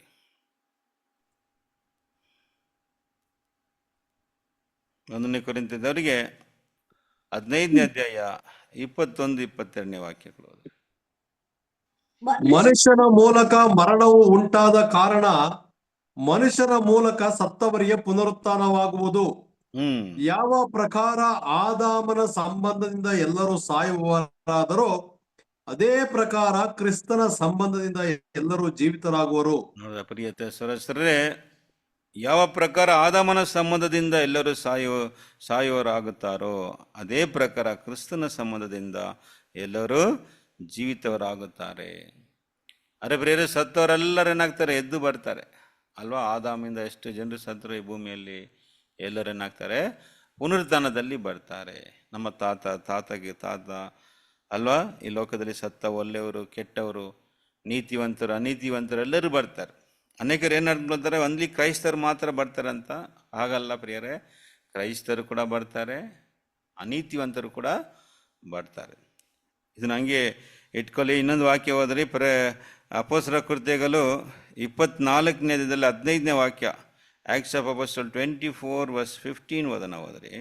15ನೇ ವಾಕ್ಯವನ್ನು ಓದ್ರಿ. 24:15 ಅಪೊಸ್ತಲರ ಕೃತ್ಯಗಳು 24ನೇ ಅಧ್ಯಾಯದಲ್ಲಿ 15ನೇ ವಾಕ್ಯವನ್ನು ಓದೋಣ. ಇದಲ್ಲದೆ ನೀತಿವಂತರಿಗೂ ಅನೀತಿವಂತರಿಗೂ ಪುನರುತ್ಥಾನವಾಗುವುದೆಂದು ಇವರು ದೇವರಲ್ಲಿ ನಿರೀಕ್ಷಿಟ್ಟಿರುವ ಪ್ರಕಾರವೇ ನಾನು ನಿರೀಕ್ಷೆಯುಳ್ಳವನಾಗಿದ್ದೇನೆ. ನೋಡಿದ ಪ್ರೀತಿಯ ಸದಸ್ಯರೇ, ಈ ವಾಕ್ಯ ಏನ್ತದೆ? ನೀತಿವಂತರಿಗಿದೆ, ಅನೀತಿವಂತರಿಗೂ ಪುನರುತ್ಥಾನವಾಗುತ್ತದೆ ಎಂಬುದಾಗಿ ಇವರು ದೇವರಲ್ಲಿ ನಂಬಿಕೆ ಇಟ್ಟಿರುವ ಪ್ರಕಾರ ನಾನು ನಿರೀಕ್ಷೆ ಇಟ್ಟಿದ್ದೇನೆ. ಅಂದರೆ ಪೌಲರು ಹೇಳ್ತಾರೆ, ಯಾರಿಗೆಲ್ಲ ಪುನರುತ್ಥಾನ ಇದೆ? ನೀತಿವಂತರಿಗಿದೆ, ಅನೀತಿವಂತರಿಗಿದೆ. ನೀತಿವಂತರಿಗೆ ಪ್ರಥಮ ಪುನರುತ್ಥಾನ, ಫಸ್ಟ್ ಅವರು ಎದ್ದು ಬರ್ತಾರೆ. ಅವರು ಬಂದು ಕ್ರಿಸ್ತನೊಂದಿಗೆ 1000 ವರ್ಷ ಆಳ್ವಿಕೆ ನಡೆಸ್ತಾರೆ. ಯಾರ ಮೇಲೆ? ಅನೀತಿವಂತರಂದರೆ ಭೂಮಿಯಲ್ಲಿರುವಂಥ ಬೇರೆ ಜನರುಗಳು, ಬೇರೆ ಮತದವರಿದಲ್ಲ, ಹಿಂದೂ, ಮುಸ್ಲಿಮ್ಸ್, ಬುದ್ಧಿಸ್ಟು, ಇವರೆಲ್ಲ ಇದರೆಲ್ಲ ದೇವರು, ನಿಜವಾದ ದೇವ್ರನ್ನ ಅರಿದೇ ಇದ್ದಾರೆ. ಯೇಸ್ವಾಮಿನೇ ಏನಾಗಿದೆ? ರಕ್ಷಣೆಗೆ ಒಂದೇ ಮಾರ್ಗ, ಯೇಸ್ವಾಮಿ ಅಲ್ಲದೇನಿಲ್ಲ, ರಕ್ಷಣೆ ಇಲ್ಲ ಅಂತ ಬೈಬಲ್ ನಮ್ಗೆ ಹೇಳ್ತಾ ಇದೆ. ಅವರ ಮುಖಾಂತರನೇ ನಮಗಿದೆ ಆಕಾಶ ಕೆಳಗಡೆ ಆ ಒಂದೇ ನಾಮವಲ್ಲದೆ ಬೇರೆ ನಾಮದಲ್ಲಿ ಏನಿಲ್ಲ, ರಕ್ಷಣೆ ಇಲ್ಲ ಅಂತ ಬೈಬಲ್ ಹೇಳುವುದ. ಆದರೆ ಈ ಒಂದೇ ನಾಮವನ್ನು ತಿಳಿದಿರುವಂಥ ಬೇರೆಲ್ಲ ಜನರುಗಳು ಏನಾಗಿದ್ದಾರೆ? ಅನೀತಿವಂತರು. ಕ್ರೈಸ್ತನ ನಂಬೋರೆಲ್ಲ ನೀತಿವಂತರಂತ ಬೈಬಲ್ ಹೇಳ್ತದೆ. ನಂಬಿಕೆ ಮೂಲಕ ನಾವು ಏನಾಗಿದ್ದೀವಿ? ನೀತಿವಂತರಾಗಿದ್ದೀವಿ. ನೋಡ್ರಿ, ಇಲ್ಲಿ ಏನಲ್ತದೆ? ನೀತಿವಂತರಿಗೂ ಅನೀತಿವಂತರಿಗೆ ಏನಿದೆ? ಪುನರುತ್ಥಾನವಾಗುತ್ತದೆ ಎಂಬುದಾಗಿ ಇವರು ದೇವರ ನಿರೀಕ್ಷೆ ಇಟ್ಟಿರೋ ಪ್ರಕಾರ ನಾನು ನಿರೀಕ್ಷೆ ಇಟ್ಟಿದ್ದೇನೆ. ಸತ್ತವರೆಲ್ಲರೂ ಬರ್ತಾರೆ. ಅದರಲ್ಲಿ ಮೊದಲನೇದಾಗಿ ಯಾರು ಬರ್ತಾರೆ ಅಂದರೆ ನೀತಿವಂತರು. ಅವರು ಕ್ರಿಸ್ತನೊಂದಿಗೆ 1000 ವರ್ಷ ಆಳ್ವಿಕೆ ಮಾಡ್ತಾರೆ. ಯಾರ ಮೇಲೆ ಆಳ್ವಿಕೆ ಮಾಡ್ತಾರಂತೆ? ಈ ಒಂದು ಬೇರೆ ಜನರುಗಳು, ಆದಾಮಿಂದ ಹಿಡಿದು ಸತ್ತವರಲ್ಲ, ಅವರೆಲ್ಲರೂ ಎದ್ದು ಬರ್ತಾರೆ. ಸದಾಮ್ ಹುಸೇನ್ ಬರ್ತಾನೆ, ಬಿನ್ ಲಾಡೆನ್ ಬರ್ತಾನೆ ಅಲ್ವಾ, ಕೆಟ್ಟವರೆಲ್ಲರೂ ಬರ್ತಾರೆ, ಒಳ್ಳೆಯವರು ಬರ್ತಾರೆ. ಆದಾಮ್ ಬರ್ತಾನೆ, ಅವ್ವ ಬರ್ತಾರೆ, ಕಾಯಿನ್ ಬರ್ತಾರೆ, ಇವರೆಲ್ಲ ಎದ್ದು ಬರ್ತಾರೆ 1000 ವರ್ಷ ಆಳ್ವಿಕೆಯಲ್ಲಿ. ಆಗ ಯೇಸ್ವಾಮಿ ಈ ಭೂಮಿಯನ್ನು ಆಳ್ವಿಕೆ ಮಾಡುವಾಗ ಸತ್ತವರೆಲ್ಲರೂ ಬರ್ತಾರೆ ಅಂತ ನಾವು ನೋಡ್ತೀವಿ. ಇನ್ನೊಂದು ವಾಕ್ಯ ಹೋದ್ರೆ ಯೋಹಾನ 5ನೇ ಅಧ್ಯಾಯದಲ್ಲಿ 28 ಮತ್ತು 29ನೇ ವಾಕ್ಯವನ್ನು ಕೂಡ ಓದೋಣ. John 5th chapter verse 28 and 29 ಓದ್ರಿ. ಅದಕ್ಕೆ ಆಶ್ಚರ್ಯಪಡಬೇಡಿರಿ, ಸಮಾಧಿಗಳಲ್ಲಿರುವವರೆಲ್ಲರೂ ಆತನ ಧ್ವನಿಯನ್ನು ಕೇಳಿ ಎದ್ದು ಹೊರಗೆ ಬರುವ ಕಾಲ ಬರುತ್ತದೆ. ಒಳ್ಳೆಯದನ್ನು ಮಾಡಿದವರಿಗೆ ಜೀವಕ್ಕಾಗಿ ಪುನರುತ್ಥಾನವಾಗುವುದು, ಕೆಟ್ಟದ್ದನ್ನು ನಡೆಸಿದವರಿಗೆ ತೀರ್ಪಿಗಾಗಿ ಪುನರುತ್ಥಾನವಾಗುವುದು. ಸರಿ, ಇದಕ್ಕೆ ಆಶ್ಚರ್ಯ ಪಡಬೇಡಿರಿ, ಸಮಾಧಿಗಳಲ್ಲಿರುವ ಎಲ್ಲರೂ ಅಂತ. ಅಂದ್ರೆ ಕ್ರೈಸ್ತರು ಮಾತ್ರ ಅಲ್ಲ, ಎಲ್ಲರೂ ಬರ್ತಾರಂತೆ. ಆತನ ಧ್ವನಿಯನ್ನು ಕೇಳಿ ಎದ್ದು ಹೊರಗೆ ಬರುವ ಕಾಲ ಬರ್ತದೆ. ಹೇಗೆ ಲಾಜರ್ ಬಂದ್ರಲ್ಲ, ಯೇಸ್ವಾಮಿ ಲಾಜರನ ಸಮಾಧಿಯಲ್ಲಿ ಇಟ್ಟು 4 ದಿವಸ ಆಯಿತು. ಆಗ ಯೇಸ್ವಾಮಿ ಬಂದು ಏನು ಮಾಡ್ತಾರೆ? ಲಾಜರ್ವೇ ಹೊರಗೆ ಬಾ ಅಂತ ಕರಿಬೇಕಾದ್ರೆ ಲಾಜರ್ ಹೆಂಗೆ ಹೊರಗೆ ಬಂದರು, ಅದೇ ರೀತಿಯಾಗಿ ಲೋಕದಲ್ಲಿ ಸತ್ತವರೆಲ್ಲರೂ ಬರ್ತಾರಂತ ಈ ವಾಕ್ಯ ಹೇಳ್ತದೆ. ಏನು ಹೇಳ್ತದೆ? ಇದಕ್ಕೆ ಆಶ್ಚರ್ಯ ಪಡಬೇಡಿರಿ, ಸಮಾಧಿಗಳಿರುವ ಎಲ್ಲರೂ ಕೂಡ ಆತನ ಧ್ವನಿಯನ್ನು ಕೇಳಿ ಎದ್ದು ಬರುವ ಕಾಲ ಬರ್ತದೆ. ಪ್ರಿಯರೇ, ಒಳ್ಳೆಯದನ್ನು ಮಾಡಿದವರು ಜೀವಕ್ಕಾಗಿ ಪುನರುತ್ಥಾನವಾಗ್ತಾರೆ. ಅವರೇನಾಗ್ತಾರೆ? ಸತ್ತವರೆಲ್ಲ ಎದ್ದು ಬರ್ತಾರಲ್ಲ, ಅದ್ರ ಫಸ್ಟ್ ಒಳ್ಳೆಯದನ್ನು ಮಾಡಿದವರು ಜೀವಕ್ಕಾಗಿಯೂ ಪುನರುತ್ಥಾನ ಆಗ್ತಾರೆ. ಕೆಟ್ಟದನ್ನು ನಡೆಸಿದವರಿಗೆ ತೀರ್ಪುಗಾಗಿ ಏನಾಗುತ್ತೆ? ಪುನರುತ್ಥಾನ ಆಗ್ತಾರೆ. ಅನೀತಿವಂತರಿದ್ದಾರಲ್ಲ, ಕೆಟ್ಟದ್ದು ಮಾಡಿದಾರಲ್ಲ, ಅವರು ಕೂಡ ಎದ್ದು ಬರ್ತಾರಂತೆ. ಯಾವುದಕ್ಕೆ ಅಂದರೆ ಅವರಿಗೆ ತೀರ್ಪು. ಏನು ತೀರ್ಪು? ಅವರಿಗೆ ಮನ ತಿರ್ಗಕ್ಕೆ ಒಂದು ಅವಕಾಶವನ್ನು ಕೊಡ್ತಾರೆ. ಯಾಕೆಂದರೆ ಅವಕಾಶ ಸಿಗ್ಲಿಲ್ವಲ್ಲ ಅವರಿಗೆ. ಈಗ ನೋಡಿ, ನಮಗೆ ಮಾತ್ರ ಏನಾಗಿದೆ, ಇವಾಗ ಅವಕಾಶ ಸಿಕ್ತು ಅಲ್ವಾ? ಹಿಂದೂ, ಮುಸ್ಲಿಮ್ಸ್, ಬುದ್ಧಿಸ್ಟ್ ಇವರೆಲ್ಲ ಯಾಕೆ ನಿಜವಾದ ದೇವರ ಬಗ್ಗೆ ಗೊತ್ತಿಲ್ಲ? ನಾವು ನೋಡೋದಲ್ಲ ಪ್ರೀತಿಯ ಸದಸ್ಯರೇ, ಯಾಕೆ ನಮ್ಮ ಮನೆಯಲ್ಲಿ ನೋಡಬೇಕಾದ್ರೆ ನಮಗೇನಾಗಿದೆ? ಸತ್ಯ ಗೊತ್ತಿದೆ, ನಾವು ಯೇಸುವಿನ ಸ್ವೀಕರಿಸ್ಕೊಂಡಿದ್ದೀವಿ. ಆದರೆ ನಮ್ಮ ಸ್ವಂತದವರು ಅನೇಕರು ಏನಾಗಿದ್ದಾರೆ? ಹಿಂದೂ, ಮುಸ್ಲಿಮ್ಸ್, ಬೇರೆ ಬೇರೆ ಇದರಲ್ಲಿ ಇರ್ತಾರೆ. ಸೊ ಇವರೆಲ್ಲ ರಕ್ಷಣೆ ಬಗ್ಗೆ ಗೊತ್ತಿಲ್ವಲ್ಲ ಅಲ್ವಾ ಪ್ರೀತಿಯ ಸದಸ್ಯರೇ? ಯಾಕೆ ಗೊತ್ತಿಲ್ಲ ಅಂತ ನಾವು ನೋಡ್ಬೇಕಾದ್ರೆ ನಮ್ಗೆ ಗೊತ್ತಿದ್ದ ವಾಕ್ಯ 2 ಕೊರಿಂಥಿಯರಿಗೆ 4:4 ಓದೋಣ ಬನ್ನಿ. ಇನ್ನೊಂದು ಸಾರಿ 2 Corinthians 4:4 ಓದೋಣ ಬನ್ನಿ. 2 ಕೊರಿಂಥಿಯರಿಗೆ 4ನೇ ಅಧ್ಯಾಯದಲ್ಲಿ 4ನೇ ವಾಕ್ಯವನ್ನು ನಾವು ಓದೋಣ ಬನ್ರಿ.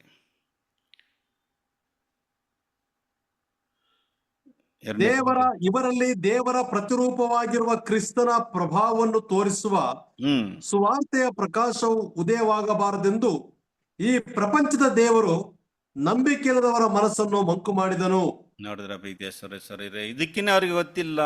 ಇವರೆಲ್ಲ ಯಾಕೆ ಯೇಸುವಿನ ಅರ್ಧಿಲ್ಲ, ಯಾಕೆ ಅವರಿಂದ ಅರೇಕೆ ಆಗ್ತಾ ಇಲ್ಲ ಅಂತ ನೋಡ್ಬೇಕಾದ್ರೆ ಪ್ರಿಯರೇ, ಅದಕ್ಕೆ ಒಂದು ಕಾರಣ ಏನಂತ ನೋಡ್ಬೇಕಾದ್ರೆ, ಅಂದ್ರೆ ಇವರಲ್ಲಿ ದೇವರ ಪ್ರತಿರೂಪವಾಗಿರುವಂಥ ಕ್ರಿಸ್ತನ ಪ್ರಭಾವವನ್ನು ತೋರಿಸುವ ಸುವಾರ್ತೆಯ ಪ್ರಕಾಶವು ಉದಯವಾಗಬಾರದೆಂದು ಈ ಪ್ರಪಂಚದ ದೇವರು ನಂಬಿಕೆ ಇಲ್ಲದವರ ಮನಸ್ಸನ್ನು ಏನ್ ಮಾಡಿದ್ದಾನೆ, ಮಂಕು ಮಾಡಿದ್ದಾನೆ.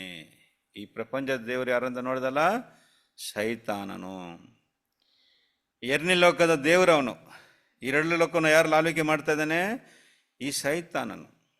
ಅವನ್ನ ಇಲ್ಲಿ ಹೇಳ್ತಾರೆ, ಅವನು ನಂಬಿಕೆ ಇಲ್ಲದವರ ಮನಸ್ಸನ್ನು ಏನು ಮಾಡಿದ್ದಾನೆ, ಮಂಕು ಮಾಡಿದ್ದಾನೆ, ಅಂದರೆ ಕುರುಡು ಮಾಡಿಬಿಟ್ಟಿದ್ದಾನೆ. ನಿಜವಾದ ದೇವರು ಯಾರಂತ ಏನು ಮಾಡಿಲ್ಲ, ಗೊತ್ತಾಗ್ತಾ ಇಲ್ಲ. ಕಾರಣ ಏನು ಅಂದರೆ ಅವ್ರಿಗೆಲ್ಲ ಯಾವಾಗ ರಕ್ಷಣೆ ಅವರಿಗೆಲ್ಲ ದೇವರ ಯೋಜನೆಯಲ್ಲಿ ಏನಿದೆ, ವಾಕ್ಯ ಹೇಳ್ತದೆ, ಎಲ್ಲರಿಗೇನಿದೆ, ಎಲ್ಲರಿಗೂ ರಕ್ಷಣೆ ಅಲ್ಲ ಪ್ರಿಯರೇ. ಒನ್ಲಿ ಕ್ರೈಸ್ತರಿಗೆ ಮಾತ್ರ ಅಲ್ಲ, ಎಲ್ಲರಿಗೂ ರಕ್ಷಣೆ ಇದೆ. ಅದು ಯಾವಾಗ ಅಂತ ನೋಡ್ಬೇಕಾದ್ರೆ ಅದು ಕ್ರಿಸ್ತನ 1000 ವರ್ಷ ಆಳ್ವಿಕೆ ಅಲ್ವಾ. ಬನ್ನಿ ಅದು ವಾಕ್ಯ ಹೋದ್ರಿ, ಇನ್ನೊಂದ್ಸರಿ ಓದೋಣ. 1 ತಿಮೋಥೆಯು 2ನೇ ಅಧ್ಯಾಯದಲ್ಲಿ 4-6 ವಾಕ್ಯಗಳು. 1 ತಿಮೋಥೆಯು 2nd ಚಾಪ್ಟರ್ ವರ್ಸ್ 2-4 ಓದೋಣ. 4 to 6. ಎಲ್ಲಾ ಮನುಷ್ಯರು ರಕ್ಷಣೆಯನ್ನು ಹೊಂದಿ ಸತ್ಯದ ಜ್ಞಾನಕ್ಕೆ ಸೇರಬೇಕೆಂಬುದು ಆತನ ಚಿತ್ತವಾಗಿದೆ. ಏಕೆಂದರೆ ದೇವರು ಒಬ್ಬನೇ, ದೇವರಿಗೂ ಮನುಷ್ಯರಿಗೂ ಮಧ್ಯಸ್ಥನು ಒಬ್ಬನೇ, ಆತನು ಮನುಷ್ಯನಾಗಿರುವ ಕ್ರಿಸ್ತ ಯೇಸುವೇ. ನೋಡಿದ ಪ್ರಿಯರೇ, ಎಲ್ಲ ಮನುಷ್ಯರು ರಕ್ಷಣೆಯನ್ನು ಹೊಂದಿ ಸತ್ಯದ ಜ್ಞಾನಕ್ಕೆ ಬರಬೇಕೆಂಬುದು ಆತನ ಚಿತ್ತವಾಗಿದೆ. ಎಲ್ಲ ಮನುಷ್ಯರಿಗೆ ಏನಿದೆ, ರಕ್ಷಣೆಯನ್ನು ಹೊಂದಬೇಕು. ನಾವು ಹೇಳ್ತೀವಲ್ಲ ಅಲ್ವಾ ಪ್ರಿಯರೇ, ನಮ್ಮ ದೇಶ ರಕ್ಷಣೆ ಆಗಬೇಕು, ಭಾರತ ರಕ್ಷಣೆ ಆಗಬೇಕು, ಕರ್ನಾಟಕ ರಕ್ಷಣೆ ಆಗಬೇಕು ಅಂತ ನಾವು ಪ್ರಾರ್ಥನೆ ಮಾಡ್ತೀವಲ್ಲ ಅನೇಕರು. ಪ್ರಿಯರೇ, ಎಲ್ಲ ಮನುಷ್ಯರೇನಾಗ್ತಾರೆ, ರಕ್ಷಣೆ ಆಗ್ತಾರೆ. ಎಲ್ಲರ ರಕ್ಷಣೆ ಯೋಜನೆ ದೇವರಿಗೆ ಇಟ್ಟಿದ್ದಾರೆ. ಅದು ಒಂದು ಇಲ್ಲಿ ವಾಕ್ಯದ ಹೇಳ್ತದೆ, ಎಲ್ಲ ಮನುಷ್ಯರ ರಕ್ಷಣೆ ಹೊಂದಿ ಸತ್ಯದ ಜ್ಞಾನಕ್ಕೆ ಬರಬೇಕೆಂಬುದು ಆತನ ಚಿತ್ತ. ಯಾವ ಸತ್ಯದ ಜ್ಞಾನಕ್ಕೆ ಬರಬೇಕಂದ್ರೆ ಈ ಸತ್ಯ. ಯಾವ ಸತ್ಯ ಅಂದರೆ, ಹೇಗೆಂದರೆ ದೇವರು ಒಬ್ಬನೇ ಅಲ್ಲ ಪ್ರಿಯರೇ. ದೇವರು ಒಬ್ಬ ದೇವರು. ದೇವರು ಮೂವರಲ್ಲ ಅಲ್ಲ, ದೇವರು ಕೋಟ್ಯಾಂತರ ದೇವರುಗಳಲ್ಲ ಪ್ರಿಯರೇ, ಒಬ್ಬ ದೇವರು. ಆ ದೇವರಿಗೂ ಮನುಷ್ಯರಿಗೂ ಮಧ್ಯಸ್ಥನು ಒಬ್ಬನೇ. ಆ ಮಧ್ಯಸ್ಥನು ಯಾರಂದ್ರೆ ಆತನು ಮನುಷ್ಯನಾಗಿರುವ ಕ್ರಿಸ್ತ ಯೇಸುವೆ. ಆ ಮೀಡಿಯೇಟರ್ ಯಾರಂದ್ರೆ ಯೇಸು ಸ್ವಾಮಿಯೇ. ಆ ಮಧ್ಯಸ್ಥನು ಯೇಸುವೆ. ಮತ್ತು ಆತನ ಏನು ಮಾಡಿದ್ದಾರೆ, ಎಲ್ಲರಿಗೋಸ್ಕರ ವಿಮೋಚನಾರ್ಥವಾಗಿ ತನ್ನನ್ನು ಒಪ್ಪಿಸಿ ಬಿಟ್ಟನು. ಅವರೇ ರ್ಯಾನ್ಸಮ್ ಕೊಟ್ಟಿದ್ದಾರೆ ಎಲ್ಲರಿಗೋಸ್ಕರ, ಹಿಂದೂಗೋಸ್ಕರ, ಮುಸ್ಲಿಮ್ಗೋಸ್ಕರ, ಎಲ್ಲರಿಗೋಸ್ಕರ ಸತ್ತವ್ರು ಯಾರು ಅಂದರೆ ಯೇಸುಸ್ವಾಮಿ ಸತ್ತಿದ್ದು ಬರೀ ಕ್ರೈಸ್ತರಿಗೆ ಮಾತ್ರ ಅಲ್ಲ, ಎಲ್ಲರಿಗೋಸ್ಕರ ಸತ್ತಿದ್ದಾರೆ. ಹಾಗಾದರೆ ಎಲ್ಲರಿಗೇನಿದೆ, ರಕ್ಷಣೆ ಯೋಜನೆ ಇಟ್ಟಿದ್ದಾರೆ ದೇವರು. ಈಗ ನಮಗೆ ರಕ್ಷಣೆ ಆಗಿದೆ ನೋಡಿ. ಈಗ ದೇವರ ಯೋಜನೆಯಲ್ಲಿ ಅಬ್ರಹಾಮನ ಸಂತತಿ, ನಕ್ಷತ್ರ ಸಂತತಿನ ಆಯ್ಕೆ ಮಾಡ್ತಾ ಇದ್ದಾರೆ ಅಷ್ಟೇ. ಇಡೀ ಲೋಕವನ್ನು ರಕ್ಷಣೆ ಮಾಡೋದು ಈಗ ಅಲ್ಲ ಪ್ರಿಯರೇ. ಎಲ್ಲರೂ ಈಗಲೇ ಈ ಲೋಕ ರಕ್ಷಣೆ ಆಗಬೇಕು ಅಂತ ಎಲ್ಲರೂ ಏನು ಮಾಡ್ತಾರೆ ಅಂದ್ಕೊಂಡಿದ್ದಾರೆ. ದೇವರಿಗೆ ಯೋಚನೆ ಇದೆ. ಅದು ಯಾವಾಗ ಅಂದರೆ 1000 ವರ್ಷ ಆಳ್ವಿಕೆಯಲ್ಲಿ ಸತ್ತವರೆಲ್ಲ ಬರ್ತಾರೆ. ಆದಮನ ಸಂವಾದದಿಂದ ಸತ್ತವರೆಲ್ಲರೂ ಕೂಡ ಕ್ರಿಸ್ತನ ಸಂವಾದದಿಂದ ಏನಾಗ್ತಾರೆ, ಎದ್ದು ಬರ್ತಾರೆ. ನೋಡ್ರಿ ಪ್ರಿಯರೇ, ವಾಕ್ಯ ಅದನ್ನೇ ಹೇಳ್ತಾ ಇದೆ ಅಲ್ವಾ. ಆದಾಮಿಂದ ಸತ್ತವರೆಲ್ಲರೂ ಕೂಡ ಏನಾಗ್ತಾರೆ, ಎದ್ದು ಬರ್ತಾರೆ ಅಂತ ವಾಕ್ಯ ಕ್ಲಿಯರ್ ಆಗಿ ನಮ್ಗೆ ಹೇಳ್ತದೆ. ಯಾಕೆ ಬರ್ತಾರೆ, ಬಂದು ಏನು ಮಾಡ್ತಾರೆ ಅಂದರೆ ಸತ್ಯವನ್ನು ತಿಳ್ಕೊಳ್ತಾರೆ. ಏನು ಸತ್ಯ? ದೇವರು ಒಬ್ಬನೇ, ದೇವರಿಗೂ ಮನುಷ್ಯರಿಗೂ ಮಧ್ಯಸ್ಥನೊಬ್ಬನೇ, ಅದು ಕ್ರಿಸ್ತ ಯೇಸುವೆ. ಈ ಸತ್ಯನೇ ಬೇರೆ ಜನರಿಗೆ ಗೊತ್ತಿಲ್ಲದ ಹಾಗೆ ಸೈತಾನನು ಏನು ಮಾಡಿದ್ದಾನೆ, ಅವರ ಕಣ್ಣುಗಳನ್ನ ಮಂಕು ಮಾಡಿದ್ದಾನಲ್ವಾ. ಅದನ್ನು ನೋಡಿದ. ಸೊ ದೇವ್ರು ಏನು ಮಾಡ್ತಾರೆ, ಎಲ್ಲರ ಕಣ್ಗಳನ್ನ ತೆರೀತಾರೆ ನೋಡಿ. 1000 ವರ್ಷ ಆಳ್ವಿಕೆಯಲ್ಲಿ ಸತ್ತರ ಎದ್ದು ಬರ್ತಾರೆ. ಆಗ ಎಲ್ಲರ ಕಣ್ಗಳೇನಾಗಿದೆ, ತೆರೆಯಲ್ಪಡ್ತದೆ. ಯೆಶಾಯ 35ನೇ ಅಧ್ಯಾಯದಲ್ಲಿ 5-6 ವಾಕ್ಯ ಹೋದ್ರಿ. ಯೆಶಾಯ 35ನೇ ಅಧ್ಯಾಯದಲ್ಲಿ 5 ಮತ್ತು 6ನೇ ವಾಕ್ಯವನ್ನು ಕೂಡ ನಾವು ಓದೋಣ.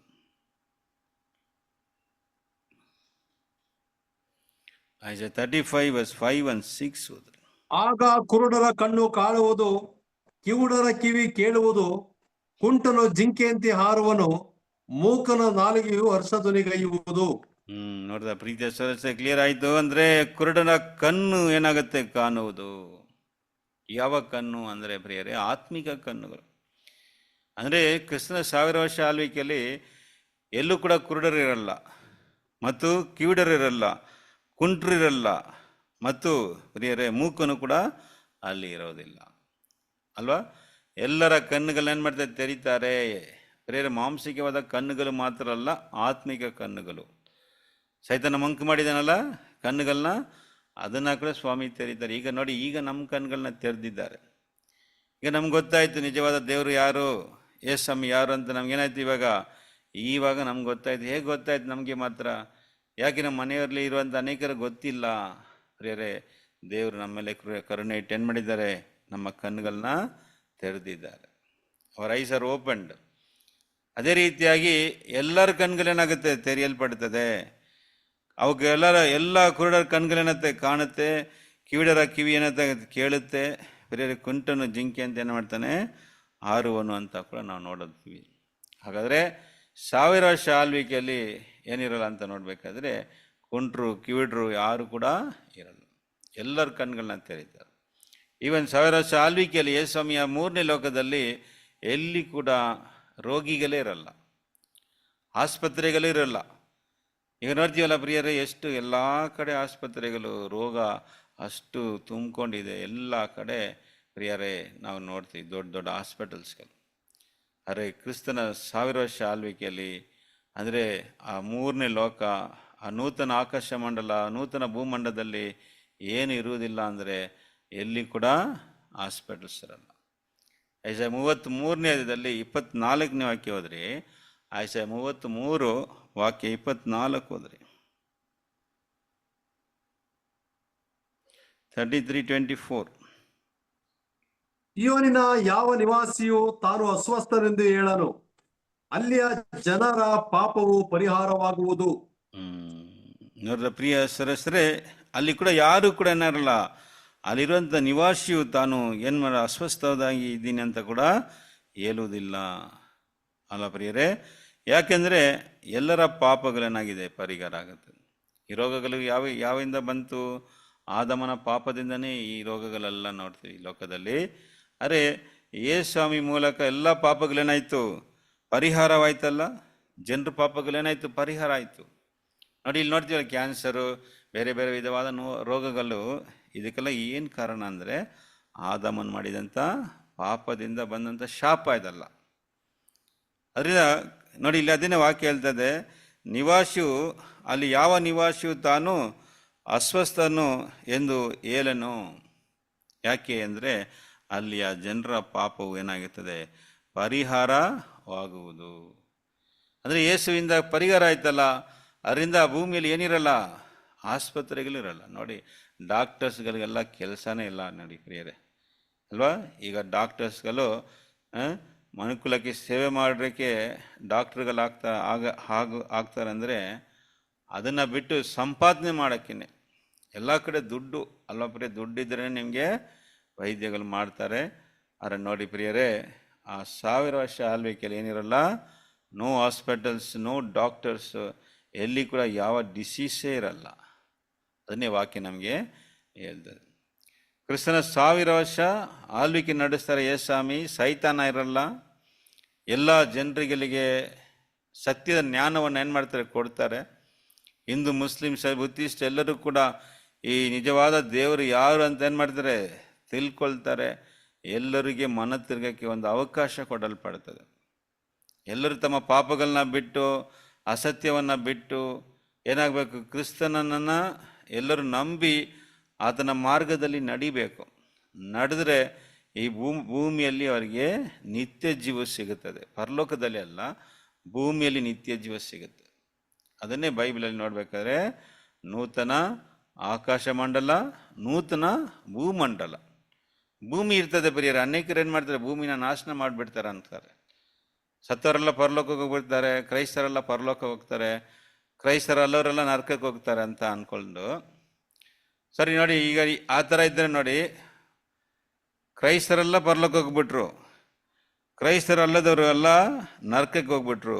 ಈಗ ಭೂಮಿಯಲ್ಲಿ ಯಾರು ಇಲ್ವಲ್ಲ, ಭೂಮಿಯಲ್ಲಿ ಯಾರು ಕೂಡ ಇಲ್ಲ. ಇವಾಗೆಲ್ಲ ಪರಲೋಕಕ್ಕೆ ಹೋದ್ರು ಮತ್ತು ನರಕಕ್ಕೆ ಹೋದರು. ಮತ್ತು ಯೇಸು ಸ್ವಾಮಿ ಯಾರ ಮೇಲೆ 1000 ವರ್ಷ ಆಳ್ವಿಕೆ ಮಾಡ್ತಾರೆ? ಜನರು ಯಾರು ಇಲ್ವಲ್ಲ, ಜನರು ಇರಬೇಕಲ್ಲ ಆಳ್ವಿಕೆ ಮಾಡೋಕ್ಕೆ.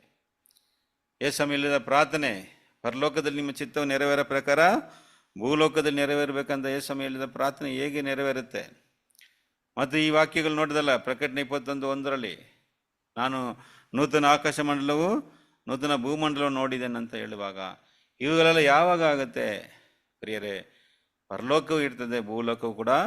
ಭೂಲೋಕದಲ್ಲಿ ಮನುಷ್ಯರು ವಾಸ ಮಾಡ್ತಾರೆ. 1000 ವರ್ಷ ಆಳ್ವಿಕೆಯಲ್ಲಿ ಸೈತನ್ನ ಕಟ್ಟಲ್ಪಟ್ಟು ಸತ್ತವರೆಲ್ಲ ಎದ್ದು ಬಂದು ಕ್ರಿಸ್ತನ ಆ ದೇವರು ಅವರಿಗೆಲ್ಲರೂ ಕೂಡ ನಿಜವಾದ ಸತ್ಯವನ್ನು ಏನು ಮಾಡ್ತಾರೆ? ತಿಳಿಸ್ತಾರೆ. ಸೈತನ ಕಟ್ಟಾಕ್ಬಿಟ್ರಲ್ಲ, ಆವಾಗ ನಿಜವಾದ ಸತ್ಯವನ್ನು ತಿಳ್ಕೊಂಡು ಎಲ್ಲ ಜನರುಗಳು ಏನಾಗ್ತಾರೆ? ಮನ ತಿರುಗಿ ದೇವರ ಕಡೆ ತಿರ್ಕೊಳ್ತಾರೆ ಎಂಬುದಾಗಿ ಅನೇಕ ಪ್ರವಾದನೆ ವಾಕ್ಯಗಳು ಈ ಥರ ಹೇಳ್ತದೆ. ಇನ್ನು ಕೆಲವು ವಾಕ್ಯಗಳನ್ನ ಓದಿ ನಾವು ಪಾಠ ಮುಗಿಸೋಣ ಬನ್ನಿರಿ. ಕೀರ್ತನೆ 22, 27, 28 ಓದೋಣ. ಕೀರ್ತನೆ 22, 27, 28 ವಾಕ್ಯ ಕೂಡ ನಾವು ಓದೋಣ. ಭೂಮಂಡಲದವರೆಲ್ಲರೂ ಎಚ್ಚರಗೊಂಡು ಯೆಹೋವನ ಕಡೆಗೆ ತಿರುಗಿಕೊಳ್ಳುವರು. ಯೆಹೋವನೇ ಎಲ್ಲ ಜನಾಂಗಗಳವರು ನಿನಗೆ ಅಡ್ಡ ಬೀಳುವರು. ರಾಜ್ಯವು ಯೆಹೋವನದೇ, ಎಲ್ಲ ಜನಾಂಗಗಳಿಗೂ ಆತನೇ ಒಡೆಯನು. ನೋಡಿದ ಪ್ರಿಯ, ಭೂಲೋಕದಲ್ಲಿರುವ ಪುಷ್ಟರೆಲ್ಲರೂ ಉಂಡು. ಸಾಕುತ್ತೆ. 27, 28 ನೋಡಿ. ಭೂಮಂಡಲದವರೆಲ್ಲರೂ ಎಚ್ಚರಗೊಂಡು ಯೆಹೋವನ ಕಡೆಗೆ ತಿರುಗಿಕೊಳ್ಳುವವರು. ಭೂಮಂಡಲದವರೆಲ್ಲರೂ ಅಂದರೆ ಪ್ರಿಯರೇ, ನಾವು ಏನಿರ್ತೀವಿ? ಕಂಪ್ಲೀಟ್ ಅರ್ತ್ ನೋಡಿ. ಇಂಗ್ಲೀಷಲ್ಲಿ ನೋಡ್ಬೇಕಾದ್ರೆ entire world, all the nations of the earth will remember and turn to the Lord. ಅಂದರೆ ಭೂಮಂಡಲದವರೆಲ್ಲರೂ ಕೂಡ ಎಚ್ಚರಗೊಂಡು ಏನು ಮಾಡ್ತಾರೆ? ಯೆಹೋವನ ಕಡೆ ತಿರ್ಕೊಳ್ತಾರೆ. ಎಲ್ಲ ಜನರು ತಿರ್ಕೊಳ್ತಾರೆ. ಯಾಕೆಂದರೆ ಎಲ್ಲರಿಗೇನಾಗುತ್ತೆ? ಸತ್ಯ ಗೊತ್ತಾಗುತ್ತೆ, ನಿಜವಾದ ದೇವರು ಯಾರಂತ ತಿಳ್ಕೊಂಡು ಬರ್ತಾರೆ ಅಂತ. ನೋಡಿ ವಾಕ್ಯ ಏನು ಹೇಳ್ತಾರೆ ನೋಡಿ. ಎಲ್ಲ ಜನಾಂಗಗಳವರು ನಿನಗೆ ಅಡ್ಡ ಬೀಳುವರು. ಅಂದರೆ ಇಂಗ್ಲೀಷಲ್ಲಿ ನೋಡ್ಬೇಕಾದ್ರೆ ಆಲ್ ದ ನೇಷನ್ಸ್ ಅಂದರೆ ಇಂಡಿಯಾ, ಪಾಕಿಸ್ತಾನು, ಅಲ್ಲಿಂದ ರಷ್ಯಾ, ಆಮೇಲೆ ಅರಬ್ ಕಂಟ್ರೀಸ್ಗಳು, ಸೌದಿ ಅರೇಬಿಯಾ, ಇವೆಲ್ಲ ಕತಾರ್ ಗಿತಾರ ಅಂತ ಹೇಳ್ತೀವಲ್ಲ. ಈಗ ಎಲ್ಲ ಜನಾಂಗಗಳವರು ಏನು ಮಾಡ್ತಾರಂತೆ? ಅವರ ಮುಂದೆ ಅಡ್ಡ ಬೀಳ್ತಾರೆ. ಪ್ರಿಯರೇ, ಇದೆಲ್ಲ ಯಾವಾಗ ನಡೀತದೆ? ಇದೆಲ್ಲ 1000 ವರ್ಷ ಆಳ್ವಿಕೆ. ಅದೇ ಇಲ್ಲಿ ಹೇಳ್ತಾರೆ 28, ಇದು ಯಾವಾಗ ನಡೀತದೆ? 28 ನೋಡಿ. ರಾಜ್ಯವು ಯೆಹೋವನದೇ. ಯೆಹೋವನ ರಾಜ್ಯ ಬರ್ತದಲ್ಲ, ಎಲ್ಲ ಜನಾಂಗಗಳಿಗೆ ಆತನೇ ಒಡೆಯನು. ಹೌದು ಪ್ರಿಯರೇ, 1000 ವರ್ಷ ಆಳ್ವಿಕೆಯಲ್ಲಿ ಇದು ನಡೀತದೆ. ಎಲ್ಲ ಜನಾಂಗದವರು, ಎಲ್ಲ ಮತದವರು ಎಲ್ಲರೂ ಯಾರ ಕಡೆ ತಿಳ್ಕೊಳ್ತಾರೆ ಅಂದರೆ ಯೇಸು ಕಡೆ ತಿಳ್ಕೊಳ್ತಾರೆ. ಆಗ ಎಲ್ಲರಿಗೆ ಮನ ತಿರುಗುವಂಥ ಒಂದು ಅವಕಾಶವನ್ನು ಕೊಡ್ತಾರೆ. ನೋಡಿ ಪ್ರಿಯರೇ, 1000 ವರ್ಷ ಆಳ್ವಿಕೆಯಲ್ಲಿ ಲೋಕದಲ್ಲಿ ಯುದ್ಧ ಕೂಡ ಇರೋದಿಲ್ಲ. ಎಲ್ಲ ಜನಾಂಗದವ್ರು ಏನು ಮಾಡ್ತಾರೆ? ದೇವರ ಕಡೆ ತಿರ್ಕೊಳ್ತಾರೆ. ಯೆಶಾಯ 2ನೇ ಅಧ್ಯಾಯದಲ್ಲಿ ಓದೋಣ ಬನ್ನಿ. ಇನ್ನು ಕೆಲವು ವಾಕ್ಯಗಳು 2ನೇ ಅಧ್ಯಾಯದಲ್ಲಿ 2ರಿಂದ ಕೆಲವು ವಾಕ್ಯಗಳನ್ನ ಕೂಡ ನಾವು 2ರಿಂದ 4ವರೆಗೆ ಓದ್ಬಿಡೋಣ. ಯೆಶಾಯ 2 ವಾಕ್ಯಗಳು 2ರಿಂದ 4ವರೆಗೆ ಓದೋಣ. ಅಂತ್ಯಕಾಲದಲ್ಲಿ ಯೆಹೋವನ ಮಂದಿರದ ಬೆಟ್ಟವು ಗುಡ್ಡ ಬೆಟ್ಟಗಳಿಗಿಂತ ಉನ್ನತೋನ್ನತವಾಗಿ ಬೆಳೆದು ನೆಲೆಗೊಳ್ಳುವುದು. ಆಗ ಸಕಲ ದೇಶಗಳವರು ಅದರ ಕಡೆಗೆ ಪ್ರವಾಹಗಳಂತೆ ಬರುವರು. ಹೊರಟು ಬಂದ ಬಹು ಜನಾಂಗದವರು ಬನ್ನಿರಿ, ಯೆಹೋವನ ಪರ್ವತಕ್ಕೆ, ಯಾಕೋಬ್ಯರ ದೇವರ ಮಂದಿರಕ್ಕೆ ಹೋಗೋಣ. ಆತನು ತನ್ನ ಮಾರ್ಗಗಳ ವಿಷಯವಾಗಿ ನಮಗೆ ಬೋಧನೆ ಮಾಡುವನು, ನಾವು ಆತನ ದಾರಿಗಳಲ್ಲಿ ನಡೆಯುವೆವು ಎಂದು ಹೇಳುವರು. ಏಕೆಂದರೆ ಸಿಯೋನಿನಿಂದ ಧರ್ಮೋಪದೇಶವು, ಯೆರೂಸಲೇಮಿನಿಂದ ಯೆಹೋವನ ವಾಕ್ಯವು ಹೊರಡುವವು. ಆತನು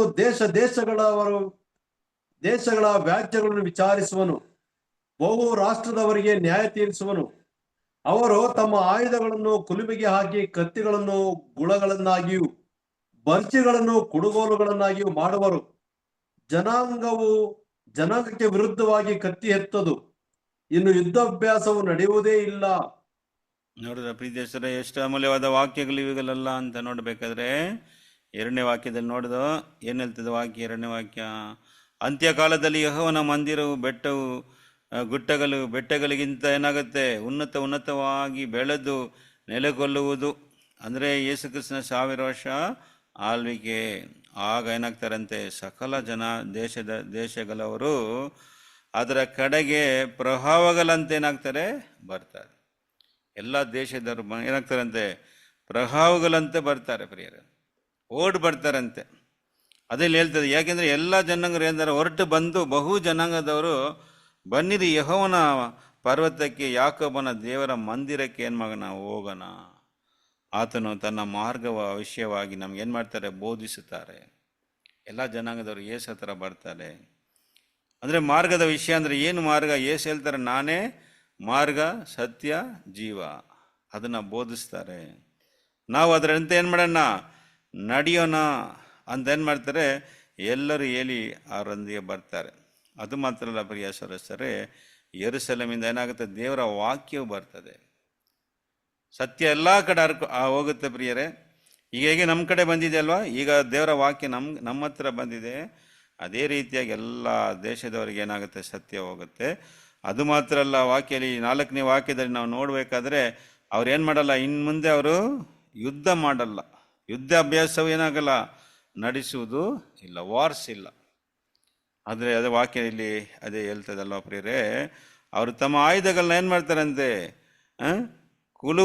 ಕುಲುಮೆಗೆ ಹಾಕಿ ಕತ್ತಿಗಳನ್ನು ಕೋಲುಗಳನ್ನಾಗಿ ಅವರು ಬರ್ಜಿಸಿಗಳನ್ನು ಕುಡುಕೋಲುಗಳನ್ನಾಗಿ ಏನು ಮಾಡ್ತಾರೆ? ಮಾಡುತ್ತಾರೆ. ಅಂದರೆ ಆಯುಧಗಳನ್ನ ಅಗ್ರಿಕಲ್ಚರ್ ವೆಪನ್ಸ್ಗಳಾಗಿ ಏನು ಮಾಡ್ತಾರೆ? ಟೂಲ್ಸ್ಗಳಾಗಿ ಮಾರ್ಪಡಿಸ್ತಾರೆ ಅಲ್ಲ ಪ್ರಿಯರೇ. ಇವಾಗ ನೋಡಬೇಕಾದ್ರೆ ಲೋಕದಲ್ಲಿ ಎಲ್ಲ ಕಡೆ ಡಿಫೆನ್ಸ್ಗೆ ಮುಖ್ಯತ್ವ ಕೊಡ್ತಾ ಇದ್ದಾರೆ. ಅಗ್ರಿಕಲ್ಚರ್ನ ಮನುಷ್ಯ ಏನು ಮಾಡ್ತಾ ಇದ್ದಾನೆ? ಹಂಗೆ ಬಿಟ್ಬಿಡ್ತಾ ಇದ್ದಾನೆ ಅಲ್ವಾ. 1000 ವರ್ಷ ಆಳ್ವಿಕೆಯಲ್ಲಿ ಜನರುಗಳು ಆಯುಧಗಳನ್ನ ಏನು ಮಾಡ್ತಾರೆ? ಅಗ್ರಿಕಲ್ಚರಲ್ ಟೂಲ್ಸ್ ಆಗಿ ಮಾಡ್ತಾರೆ, ಕನ್ವರ್ಟ್ ಮಾಡ್ತಾರೆ. ಅದನ್ನಲ್ಲಿ ವಾಕ್ಯ ಹೇಳ್ತದೆ, ಯುದ್ಧ ಇರಲ್ಲ ಪ್ರಿಯ ಸರಸರೇ. ಅದು ಮಾತ್ರ ಅಲ್ಲ, ಎಲ್ಲ ಮೃಗಗಳು ಕೂಡ ಹೆಂಗಿರ್ತದೆ ಅಂತ ನೋಡ್ಬೇಕಾದ್ರೆ ಒಂದಾಗಿರ್ತದೆ ಅಲ್ವಾ. ಅಲ್ಲಿ ತೋಳಗಳು, ಹುಲಿ, ಸಿಂಹ ಎಲ್ಲವೂ ಕೂಡ ಒಟ್ಟಾಗಿರ್ತದೆ. 11ನೇ ಅಧ್ಯಾಯದಲ್ಲಿ ಓದ್ತೀವಲ್ಲ, 11ನೇ ಅಧ್ಯಾಯ 6ರಿಂದ 9ವರೆಗೆ ನೀವು ಓದೋದಾದರೆ ಎಲ್ಲ ಮೃಗಗಳು ಒಂದಾಗಿ ಇರ್ತದೆ. ಸಿಂಹವು ಎತ್ತಿನಂತೆ ಹುಲ್ಲನ್ನು ತಿಂತದೆ 7ನೇ ವಾಕ್ಯದಲ್ಲಿ. ಪ್ರಿಯರೇ, 9ನೇ ವಾಕ್ಯದಲ್ಲಿ ನೋಡಬೇಕಾದ್ರೆ ಅದು ಕೂಡ ಓದೋಣ ಬನ್ನಿ. 9ನೇ ವಾಕ್ಯ ನಾವು ನೋಡಬೇಕಾದ್ರೆ ಈ ಲೋಕದಲ್ಲಿ ಸತ್ಯದ ಜ್ಞಾನವು ಯಾವ ರೀತಿ ತುಂಬಿಕೊಂಡಿರ್ತದೆ. 11:9 ಓದ್ರಿ ಸಿಸ್ಟರ್. ಯೆಶಾಯ 11ನೇ ಅಧ್ಯಾಯದಲ್ಲಿ 9ನೇ ನನ್ನ ಪರಿಶುದ್ಧ ಪರ್ವತದಲ್ಲೆಲ್ಲ ಯಾರೂ ಕೇಡು ಮಾಡುವುದಿಲ್ಲ, ಯಾರೂ ಹಾಳು ಮಾಡುವುದಿಲ್ಲ. ಸಮುದ್ರದಲ್ಲಿ ನೀರು ಹೇಗೋ ಹಾಗೆಯೇ ಭೂಮಿಯಲ್ಲಿ ಯೆಹೋವನ ಜ್ಞಾನವು ತುಂಬಿಕೊಂಡಿರುವುದು. ಸಾಕು ಸಿಸ್ಟರ್. ಸಮುದ್ರದಲ್ಲಿ ನೀರು ಹೇಗೆಯೋ ಹಾಗೆಯೇ ಯೆಹೋವನ ಜ್ಞಾನ ಏನಾಗುತ್ತದೆ? ತುಂಬಿಕೊಂಡಿರ್ತದೆ. ನೋಡಿ, ಈಗ ದೇವ್ರ ಬಗ್ಗೆ ಕೇಳಿದ್ರೆ ಗೊತ್ತಾಗಲ್ಲ ದೇವರಿಗೆ, ಜನರಿಗೆ ಕೇಳಿಗಲ್ವಾ. ನೋಡಿ, ಮನುಷ್ಯನ ಹತ್ರ ಹೋಗಿ ದೇವ್ರು ಯಾರಪ್ಪ ಅಂತ ಕೇಳಿದ್ರೆ ಕಲ್ಲನ್ನ ಇಟ್ಬಿಟ್ಟು ಅದೇ ನಮ್ಮ ದೇವ್ರ ಅಂತಾನೆ. ಒಂದು 3 ಇಟ್ಟಿಗೆನ ಇಟ್ಟು ಅದಕ್ಕೆ ಕುಂಕುಮ ಹಾಕಿ ಒಂದು ಮರ ಕೆಳಗಡೆ ಇಟ್ಬಿಟ್ರೆ ಅದನ್ನ ಏನು ಮಾಡ್ತಾನೆ? ದೇವರಂತ ಮುಗಿತಾನೆ. ಅವನ ದೇವರಂತ ಮುಗಿತಾನೆ ಅಲ್ವಾ. ಆನೆನ ಇಟ್ಟು ಅದನ್ನು ದೇವರಂತ ಮುಗಿತಾನೆ. ದೇವರ ಜ್ಞಾನ ಏನಿಲ್ಲ ಅವ್ರಿಗೇನಿಲ್ಲ, ಯೆಹೋವನ ಜ್ಞಾನ ಅವರಿಗೆ ಇಲ್ಲ ಅಲ್ಲ ಪ್ರಿಯರೇ. ದೇವರು ಮೃಗಗಳಿಗೂ ಕಲ್ಲುಗಳಿಗೆ ಮರಗಳಿಗೆ ಏನು ಮಾಡ್ತಾರೆ? ಹೋಲಿಕೆ ಮಾಡ್ತಾನೆ ಮನುಷ್ಯ ಅಲ್ಲ. ದೇವ್ರ ಆ ಥರ ಅಲ್ಲ. ಅದೇ ಇಲ್ಲಿ ವಾಕ್ಯ ಹೇಳ್ತದೆ, ಸಮುದ್ರದಲ್ಲಿ ನೀರು ಹೇಗೋ ಹಾಗೆಯೇ ಭೂಮಿಯಲ್ಲಿ ಯೆಹೋವನ ಜ್ಞಾನವು ತುಂಬಿಕೊಂಡಿರುವುದು. ಎಲ್ಲ ಕಡೆ ನಿಜವಾದ ದೇವ್ರನ್ನ ಮನುಷ್ಯರು ಏನು ಮಾಡ್ತಾರೆ? ತಿಳ್ಕೊಳ್ತಾರೆ. ಪ್ರೀತಿಯ ಸರಸರೇ, 1000 ವರ್ಷ ಅಂತ್ಯದಲ್ಲಿ ಸೈತಾನನ ಏನು ಮಾಡ್ತಾರೆ? ಬಿಡುಗಡೆ ಮಾಡ್ತಾರೆ ಸ್ವಾಮಿ ದೇವರು. ಎಂಡ್ ಆಫ್ ದಿ 1000 years ಸೈತಾನ ಸ್ವಲ್ಪ ಕಾಲ ಅವನ್ನ ಬಿಡ್ತಾರೆ. ಆಗ ಯಾರೆಲ್ಲ ಮನ ತಿರ್ಗಲ್ವೋ ಪ್ರಿಯರೇ, ಯಾರೆಲ್ಲ ರಿಪೆಂಡ್ ಆಗಲ್ವೋ ಅವ್ರನ್ನೆಲ್ಲರನ್ನ ಕೂಡ ಸೈತಾನನು ಮತ್ತು ಅವ್ರನ್ನೆಲ್ಲರನ್ನ ಕೂಡ ದೇವರು ಅಗ್ನಿಯಿಂದ ಏನು ಮಾಡ್ತಾರೆ? ಅವನ್ನ ನಾಶನ ಮಾಡ್ತಾರೆ. 7-8 ವಾಕ್ಯ, ಪ್ರಕಟಣೆ 20ನೇ ಅಧ್ಯಾಯದಲ್ಲಿ 7 ಮತ್ತು 8ನೇ ವಾಕ್ಯವನ್ನು ನಾವು ಓದೋಣ ಬನ್ರಿ. ರೆವಲ್ಯೂಷನ್ 20 verse 7 and 8 ಓದ್ರಿ ಸಿಸ್ಟರ್. ಆ 1000 ವರ್ಷಗಳು ತೀರಿದ ಮೇಲೆ ಹ್ಮ್ ಸೈತಾನನಿಗೆ ಸೆರೆಯಿಂದ ಬಿಡುಗಡೆಯಾಗುವುದು. ನೋಡ್ರಿ, ಸೈತನ ಅವನು ಬಿಡುಗಡೆ ಮಾಡ್ತಾರೆ, ಸೈತನನ್ನ ಬಿಡುಗಡೆ ಮಾಡ್ತಾರೆ. ಆದ್ರೆ ಅವನು ಏನ್ ಮಾಡ್ತಾನೆ ನೋಡಿ, ಪುನಃ ಜನರನ್ನ ಅವನು ಕೆಡಿಸುವ ಕೆಲಸವನ್ನ ಮಾಡ್ತಾನೆ. 8 ಓದ್ರಿ ಸಿಸ್ಟರ್. ಅವನು ಹೊರಗೆ ಬಂದು ಹ್ಮ್ ಭೂಮಿಯ 4 ದಿಕ್ಕುಗಳಲ್ಲಿರುವ ಗೋಗ್ ಮಾಗೋಗ್ ಎಂಬ ಜನಾಂಗಗಳನ್ನು ಮರಳುಗೊಳಿಸಿ ಅವರನ್ನು ಯುದ್ಧಕ್ಕೆ ಕೂಡಿಸುವನು. ಹ್ಮ್ ಅವರ ಸಂಖ್ಯೆಯು ಸಮುದ್ರದ ಮರಳಿನಷ್ಟಿರುವುದು. ಹ್ಮ್ ಅವರು ದೇಶದಲ್ಲೆಲ್ಲ ಹರಡಿಕೊಂಡು ದೇವಜನರ ದಂಡಿಗೂ ನಮ್ಮ ಪ್ರಿಯ ಪಟ್ಟಣಕ್ಕೂ ಮುತ್ತಿಗೆ ಹಾಕಿದರು. ಹ್ಮ್ ಆಗ ಪರಲೋಕದಿಂದ ಬೆಂಕಿ ಹ್ಮ್ ಇಳಿದು ಬಂದು ಅವರನ್ನು ದಹಿಸಿ ಬಿಟ್ಟಿತು. ನೋಡಿದ್ರ ಪ್ರಿಯರೇ, ಅಂದ್ರೆ ಸೈತನ ತಿರುಗ ಬಿಡ್ತಾರೆ. 1000 ವರ್ಷ ಬಂಧನ ಇಟ್ಟರಲ್ಲ, 1000 ವರ್ಷ, ಆ 1000 ವರ್ಷ ಅಂತ್ಯವಾಗುವಾಗ, ಕೊನೆಗೊಳಿಸುವಾಗ ಏನ್ ಮಾಡ್ತಾರಂತೆ, ಸೈತನನ್ನ ಸೆರೆಯಿಂದ ಬಿಡುಗಡೆ ಮಾಡ್ತಾರೆ. ಸೈತನ ಬಂದು ತಿರ್ಗಾ ಮನುಷ್ಯರನ್ನ ಕೆಡಿಸೋದಕ್ಕೆ, ಮೋಸಗೊಳಿಸೋದಕ್ಕೆ ಏನ್ ಮಾಡ್ತಾನೆ, ಅದೇ ನಾವು ನೋಡ್ಬೇಕು, ಜನಾಂಗಗಳನ್ನು ಮರಳುಗೊಳಿಸೋದಕ್ಕೆ ಅವರು ಯುದ್ಧಕ್ಕೆ ಕೂಡಿಸುವನು. ಅಂದರೆ ದೇವರಿಗೆ ಎದುರಾಗಿ ಕೂಡಿಸ್ತಾನೆ. ದೇವರಿಗೆ ಎದುರಾಗಿ ಯುದ್ಧ ಅಂದರೆ ದೇವರಿಗೆ ಎದುರಾಗಿ ಕೂಡಿಸ್ತಾನೆ. ಅವರ ಸಂಖ್ಯೆಯು ಸಮುದ್ರದ ಮರಳಿನಂತೆ ಅಷ್ಟಿರ್ತದೆ. ಅಂದರೆ ಮರಳು ಅಂದರೆ ಪ್ರಿಯರೇ, ಈ ಭೂಮಿಯಲ್ಲಿ 3 ಭಾಗ ನೀರಿದೆ, 1 ಭಾಗ ಮರಳು. ಅಂದರೆ ಮನುಷ್ಯರಲ್ಲಿ 1 ಭಾಗ ಜನರುಗಳು ಏನಾಗ್ತಾರೆ, ಸೈತಾನ್ ಜೊತೆ ಸೇರ್ಕೊಳ್ತಾರೆ. 4ರಲ್ಲಿ 3 ಭಾಗ ಮಂದಿ ಮನ ತಿರುಗ್ತಾರೆ, 1 ಭಾಗದವ್ರು ಏನಾಗ್ತಾರೆ, ಸೈತಾನ್ ಜೊತೆ ಸೇರ್ಕೊಳ್ತಾರೆ. ಅವ್ರನ್ನ ಇಲ್ಲಿ ನೋಡ್ಬೇಕಾದ್ರೆ 9ನೇ ವಾಕ್ಯ ಏನ್ ಹೇಳ್ತದೆ ಅಂತ ನೋಡ್ಬೇಕಾದ್ರೆ, ಆವಾಗ ಪರಲೋಕದಿಂದ ಬೆಂಕಿ ಇಳಿದು ಬಂದು ಅವರನ್ನು ದಹಿಸಿ ಬಿಡಿತು. ಏನ್ ಮಾಡಿಬಿಡ್ತು, ದಹಿಸಿ ಬಿಟ್ಟಿತ್ತು ಅಂತ ನೋಡ್ತೀವಿ. ಅಂದ್ರೆ ಅವ್ರನ್ನ ಎಂಡಲ್ಲಿ ದೇವರು ಬೆಂಕಿಲಿ ಏನ್ ಮಾಡ್ತಾರೆ, ಅವ್ರನ್ನ ದಗಿಸ್ತಾರೆ ಅಂತ ಇಲ್ಲಿ ವಾಕ್ಯ ಹೇಳ್ತದೆ. ಶರಣ ಪ್ರೀತಿಯ ಸದಸ್ಯರೇ, ಹಾಗಾದ್ರೆ ಅನೇಕರು ಮನ ತಿರುಗ್ತಾರೆ, ಕೆಲವರು ಮಾತ್ರ ತಿರುಗಲ್ಲ. ಅದನ್ನೇ ಏಸಾಯದಲ್ಲಿ ನೋಡಿ, ಇನ್ನು ಬ್ಯೂಟಿಫುಲ್ ಆಗಿ ಹೇಳ್ತಾರೆ. ಅದು ವಾಕ್ಯ ಒಂದು ಓದಿನ ಮುಗಿಸೋಣ. ಐಸಾಯ 26ನೇ ವಾಕ್ಯ, ಏಸಾಯ 26ನೇ ವಾಕ್ಯದಲ್ಲಿ 9-10 ಓದ್ರಿ. 26 ಚಾಪ್ಟರ್, ಐಸಾಯ 26 ವರ್ಸ್. ರಾತ್ರಿಯಲ್ಲಿ ನಿನ್ನನ್ನು ಮನಪೂರ್ವಕವಾಗಿ ಹಾರೈಸಿದ್ದೇವೆ, ಹೌದು ನಮ್ಮ ಆತ್ಮದಲ್ಲಿ ನಿನ್ನನ್ನು ತವಕದಿಂದ ಹುಡುಕಿದ್ದೇವೆ. ನೀನು ಲೋಕದಲ್ಲಿ ನ್ಯಾಯ ಕಾರ್ಯಗಳನ್ನು ನಡೆಸುವಾಗ ಭೂನಿವಾಸಿಗಳು ಧರ್ಮ ಜ್ಞಾನವನ್ನು ಪಡೆದುಕೊಳ್ಳುವರು. ದುಷ್ಟರು ಕರುಣಿಸಿದರೂ ಅವರು ಧರ್ಮ ಜ್ಞಾನವನ್ನು ಪಡೆಯರು. ಯೆಹೋವನ ಮಹಿಮೆಯನ್ನು ಲಕ್ಷಿಸದೆ ಯಥಾರ್ಥವಂತರ ದೇಶದಲ್ಲಿಯೂ ಅನ್ಯಾಯವನ್ನು ಆಚರಿಸುವರು. ಹೌದಾ ಪ್ರಿಯರೇ, ಕ್ಲಿಯರ್ ಆಗಿ ಹೇಳ್ಬಿಟ್ರು. ಅಂದ್ರೆ 9ನೇ ವಾಕ್ಯ ನೋಡಿ ಏನ್ ಹೇಳ್ತದೆ, ಪ್ರಿಯರೇ, ನೀನು ಲೋಕದಲ್ಲಿ ನ್ಯಾಯ ಕಾರ್ಯಗಳನ್ನು ನಡೆಸುವಾಗ ಭೂ ನಿವಾಸಿಗಳು ಏನಾಗ್ತಾರೆ, ಧರ್ಮ ಜ್ಞಾನವನ್ನು ಪಡೆದುಕೊಳ್ಳುವರು. ಏನಾಗ್ತಾರಂತೆ, ಧರ್ಮ ಜ್ಞಾನವನ್ನು ಪಡ್ಕೊಳ್ತಾರೆ. ಇನ್ನು ಕೆಲವು ಟ್ರಾನ್ಸ್ಲೇಷನ್ ಬೇರೆ ಇಂಗ್ಲೀಷ್ ತಮಿಳಲ್ಲಿ ನೋಡ್ಬೇಕಾದ್ರೆ ಅವರು ನೀತಿಯನ್ನು ಏನ್ ಮಾಡ್ತಾರೆ, ಕಲಿತಾರೆ. ಏನ್ ಮಾಡ್ತಾರೆ, ದ ಲರ್ನ್ ರೈಚಸ್ನೆಸ್. ಆದರೆ ದುಷ್ಟರಿದ್ದಾರೆ. ದುಷ್ಟರಂದ್ರೆ ಮನ ತಿರುಗದವರು. ದುಷ್ಟರಿಗೆ ಕರುಣಿಸಿದರೂ ಅವರು ಧರ್ಮ ಜ್ಞಾನವನ್ನು ಏನಾಗುತ್ತಾರ, ಪಡೆಯರು. ಯೆಹೋವನ ಮಹಿಮೆಯನ್ನು ಲಕ್ಷ್ಯ ಇಡದೆ ಯಥಾರ್ಥವಂತ ದೇಶದಲ್ಲಿಯೂ ಅನ್ಯಾಯವನ್ನು ಏನು ಮಾಡ್ತಾರೆ, ಅನುಸರಿಸ್ತಾರೆ, ಅನ್ಯಾಯನ ಮಾಡ್ತಾ ಇರ್ತಾರೆ. 1000 ವರ್ಷದಲ್ಲಿ, ಕ್ರಿಸ್ತನ 1000 ವರ್ಷ ಆಳ್ವಿಕೆಯಲ್ಲಿ ಕೂಡ ಇವರು ಸೈತಾನ್ ಜೊತೆ ಸೇರ್ಕೊಂಡು ಏನು ಮಾಡ್ತಾರೆ, ಅನ್ಯಾಯವನ್ನು ನಡೆಸ್ತಾರೆ. ಆಗ ಪರಲೋಕದಿಂದ ಅಗ್ನಿ ಬಂದು ಏನು ಮಾಡ್ತೀವಿ, ಇವ್ರನ್ನ ದಹಿಸಿ ಬಿಟ್ಟಿತ್ತು ಅಂತ ನಾವು ನೋಡ್ತೀವಿ. ಎಂಡ್ ಆಫ್ ದಿ 1000 years ಸೈತಾನ, ಅವನ ದೂತರುಗಳು ಮತ್ತು ಮನ ತಿರುಗದಿರುವಂಥ ಮನುಷ್ಯರನ್ನ ದೇವರು ಆಳಿಸ್ತಾರೆ. ಆವಾಗಲೇ ಪ್ರಿಯರೇ ಈ ವಾಕ್ಯ ಏನಾಗುತ್ತೆ, ನೆರವೇರುತ್ತೆ. ಪ್ರಕಟಣೆ 21ನೇ ಅಧ್ಯಾಯದಲ್ಲಿ 4-5 ವಾಕ್ಯವನ್ನು ಓದೋಣ ಬನ್ನಿ. ರೆವಲ್ಯೂಷನ್ 21 verse 4 and 5 ಓದೋಣ. ಅವರ ಕಣ್ಣೀರನ್ನೆಲ್ಲ ಒರೆಸಿ ಬಿಡುವನು, ಇನ್ನು ಮರಣವಿರುವುದಿಲ್ಲ, ಇನ್ನು ದುಃಖವಾಗಲಿ ಗೋಳಾಟವಾಗಲಿ ಕಷ್ಟವಾಗಲಿ ಇರುವುದಿಲ್ಲ, ಮೊದಲಿದ್ದದ್ದೆಲ್ಲ ಇಲ್ಲದೆ ಹೋಯಿತು ಎಂದು ಹೇಳಿತು. ಆಗ ಓದ್ಬೇಕು ಓದಿ ಸಿಸ್ಟರ್, ಓದಿ. ಆಗ ಸಿಂಹಾಸನದ ಮೇಲೆ ಕೂತಿದವನು ಹ್ಮ್ ಇಗೋ ಎಲ್ಲವನ್ನೂ ಹೊಸದು ಮಾಡುತ್ತೇನೆ ಅಂದನು. ನೋಡ್ರ ಮತ್ತು ಒಬ್ಬನು ನನಗೆ ಇದನ್ನು ಬರೇ, ಈ ಮಾತುಗಳು ನಂಬತಕ್ಕವುಗಳು ಸತ್ಯವಾದಗಳು ಆಗಿವೆ ಎಂದು ಹೇಳಿದನು. ನೋಡಿದ ಸಾಕು ಸಿಸ್ಟರ್. ನೋಡಿ ಪ್ರೀತಿಯ ಸರ್, ಎಷ್ಟು ಬ್ಯೂಟಿಫುಲ್ ಆಗಿ ಅಂದರೆ ಅವರ ಕಣ್ಣೀರೆಲ್ಲವನ್ನು ಏನು ಮಾಡ್ತಾರೆ ಅವರು ಒರೆಸಿ ಬಿಡುವನು. ಏನಿರಲ್ಲಂತೆ, ಇನ್ನು ಮರಣವಿರುವುದಿಲ್ಲ, ಇನ್ನು ದುಃಖವಿರುವುದಿಲ್ಲ, ಗೋಲಾಟವಾಗಲಿ ಕಷ್ಟವಾಗಲಿ ಇರುವುದಿಲ್ಲ. 1000 years ಆದ ಮೇಲೆ, ಸೈತಾನೆಲ್ಲ ಅಳಿಸಿದ ಮೇಲೆ ಈ ಭೂಮಿಯಲ್ಲಿ ಏನಿರಲ್ಲ, ಮರಣ ಇರಲ್ಲ, ದುಃಖ ಇರಲ್ಲ, ಗೋಲಾಟ ಇರೋದಿಲ್ಲ, ಕಷ್ಟ ಇರುವುದಿಲ್ಲ.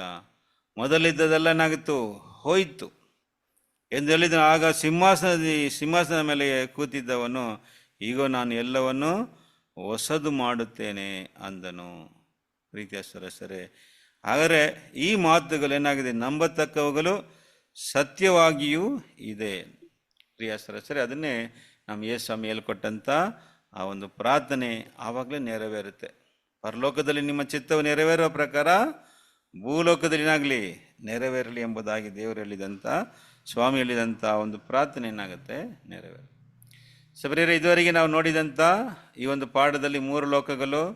ಮೊದಲನೇ ಲೋಕವು ಜಲಪ್ರಳಯದಿಂದ ನಾಶನ ಆಯಿತು. 2ನೇ ಲೋಕವು ಅಗ್ನಿಯಿಂದ ನಾಶನ ಆಗುತ್ತೆ, ಅಂದರೆ ಯುದ್ಧಗಳು, ಬರಗಳು, ಭೂಕಂಪಗಳಿಂದ ನಾಶನ ಆಗುತ್ತೆ. ಆಮೇಲೆ ಹೊಸ ನೂತನ ಆಕಾಶ ಮಂಡಲ, ನೂತನ ಭೂಮಂಡಲ ಪ್ರಾರಂಭವಾಗುತ್ತೆ. ಅದನ್ನು ಯೇಸು ಸ್ವಾಮಿ ಆಳ್ವಿಕೆ ಮಾಡ್ತಾರೆ, ಅವ್ರ ಜೊತೆಗೆ ಕ್ರೈಸ್ತರು. ಮತ್ತು ಭೂಮಿಯಲ್ಲಿ ಅಲೆ ಒಡೆಯನ್ಪಡಿಗೆ ನೀತಿವಂತರು ಭೂಮಿಯಲ್ಲಿ ಆಳ್ವಿಕೆ ಮಾಡಿ ಎಲ್ಲ ಜನರನ್ನ ಪುನರುತ್ಥಾನದಲ್ಲಿ ತಂದು ಎಲ್ಲರೂ ಕೂಡ ಮನ ತಿರುಗಕ್ಕೆ ಒಂದು ಅವಕಾಶ ಕೊಟ್ಟಿದ್ದಾರೆ. ಸೈತಾನ 1000 ವರ್ಷ ಕಟ್ಟಾಕ್ತಾರೆ.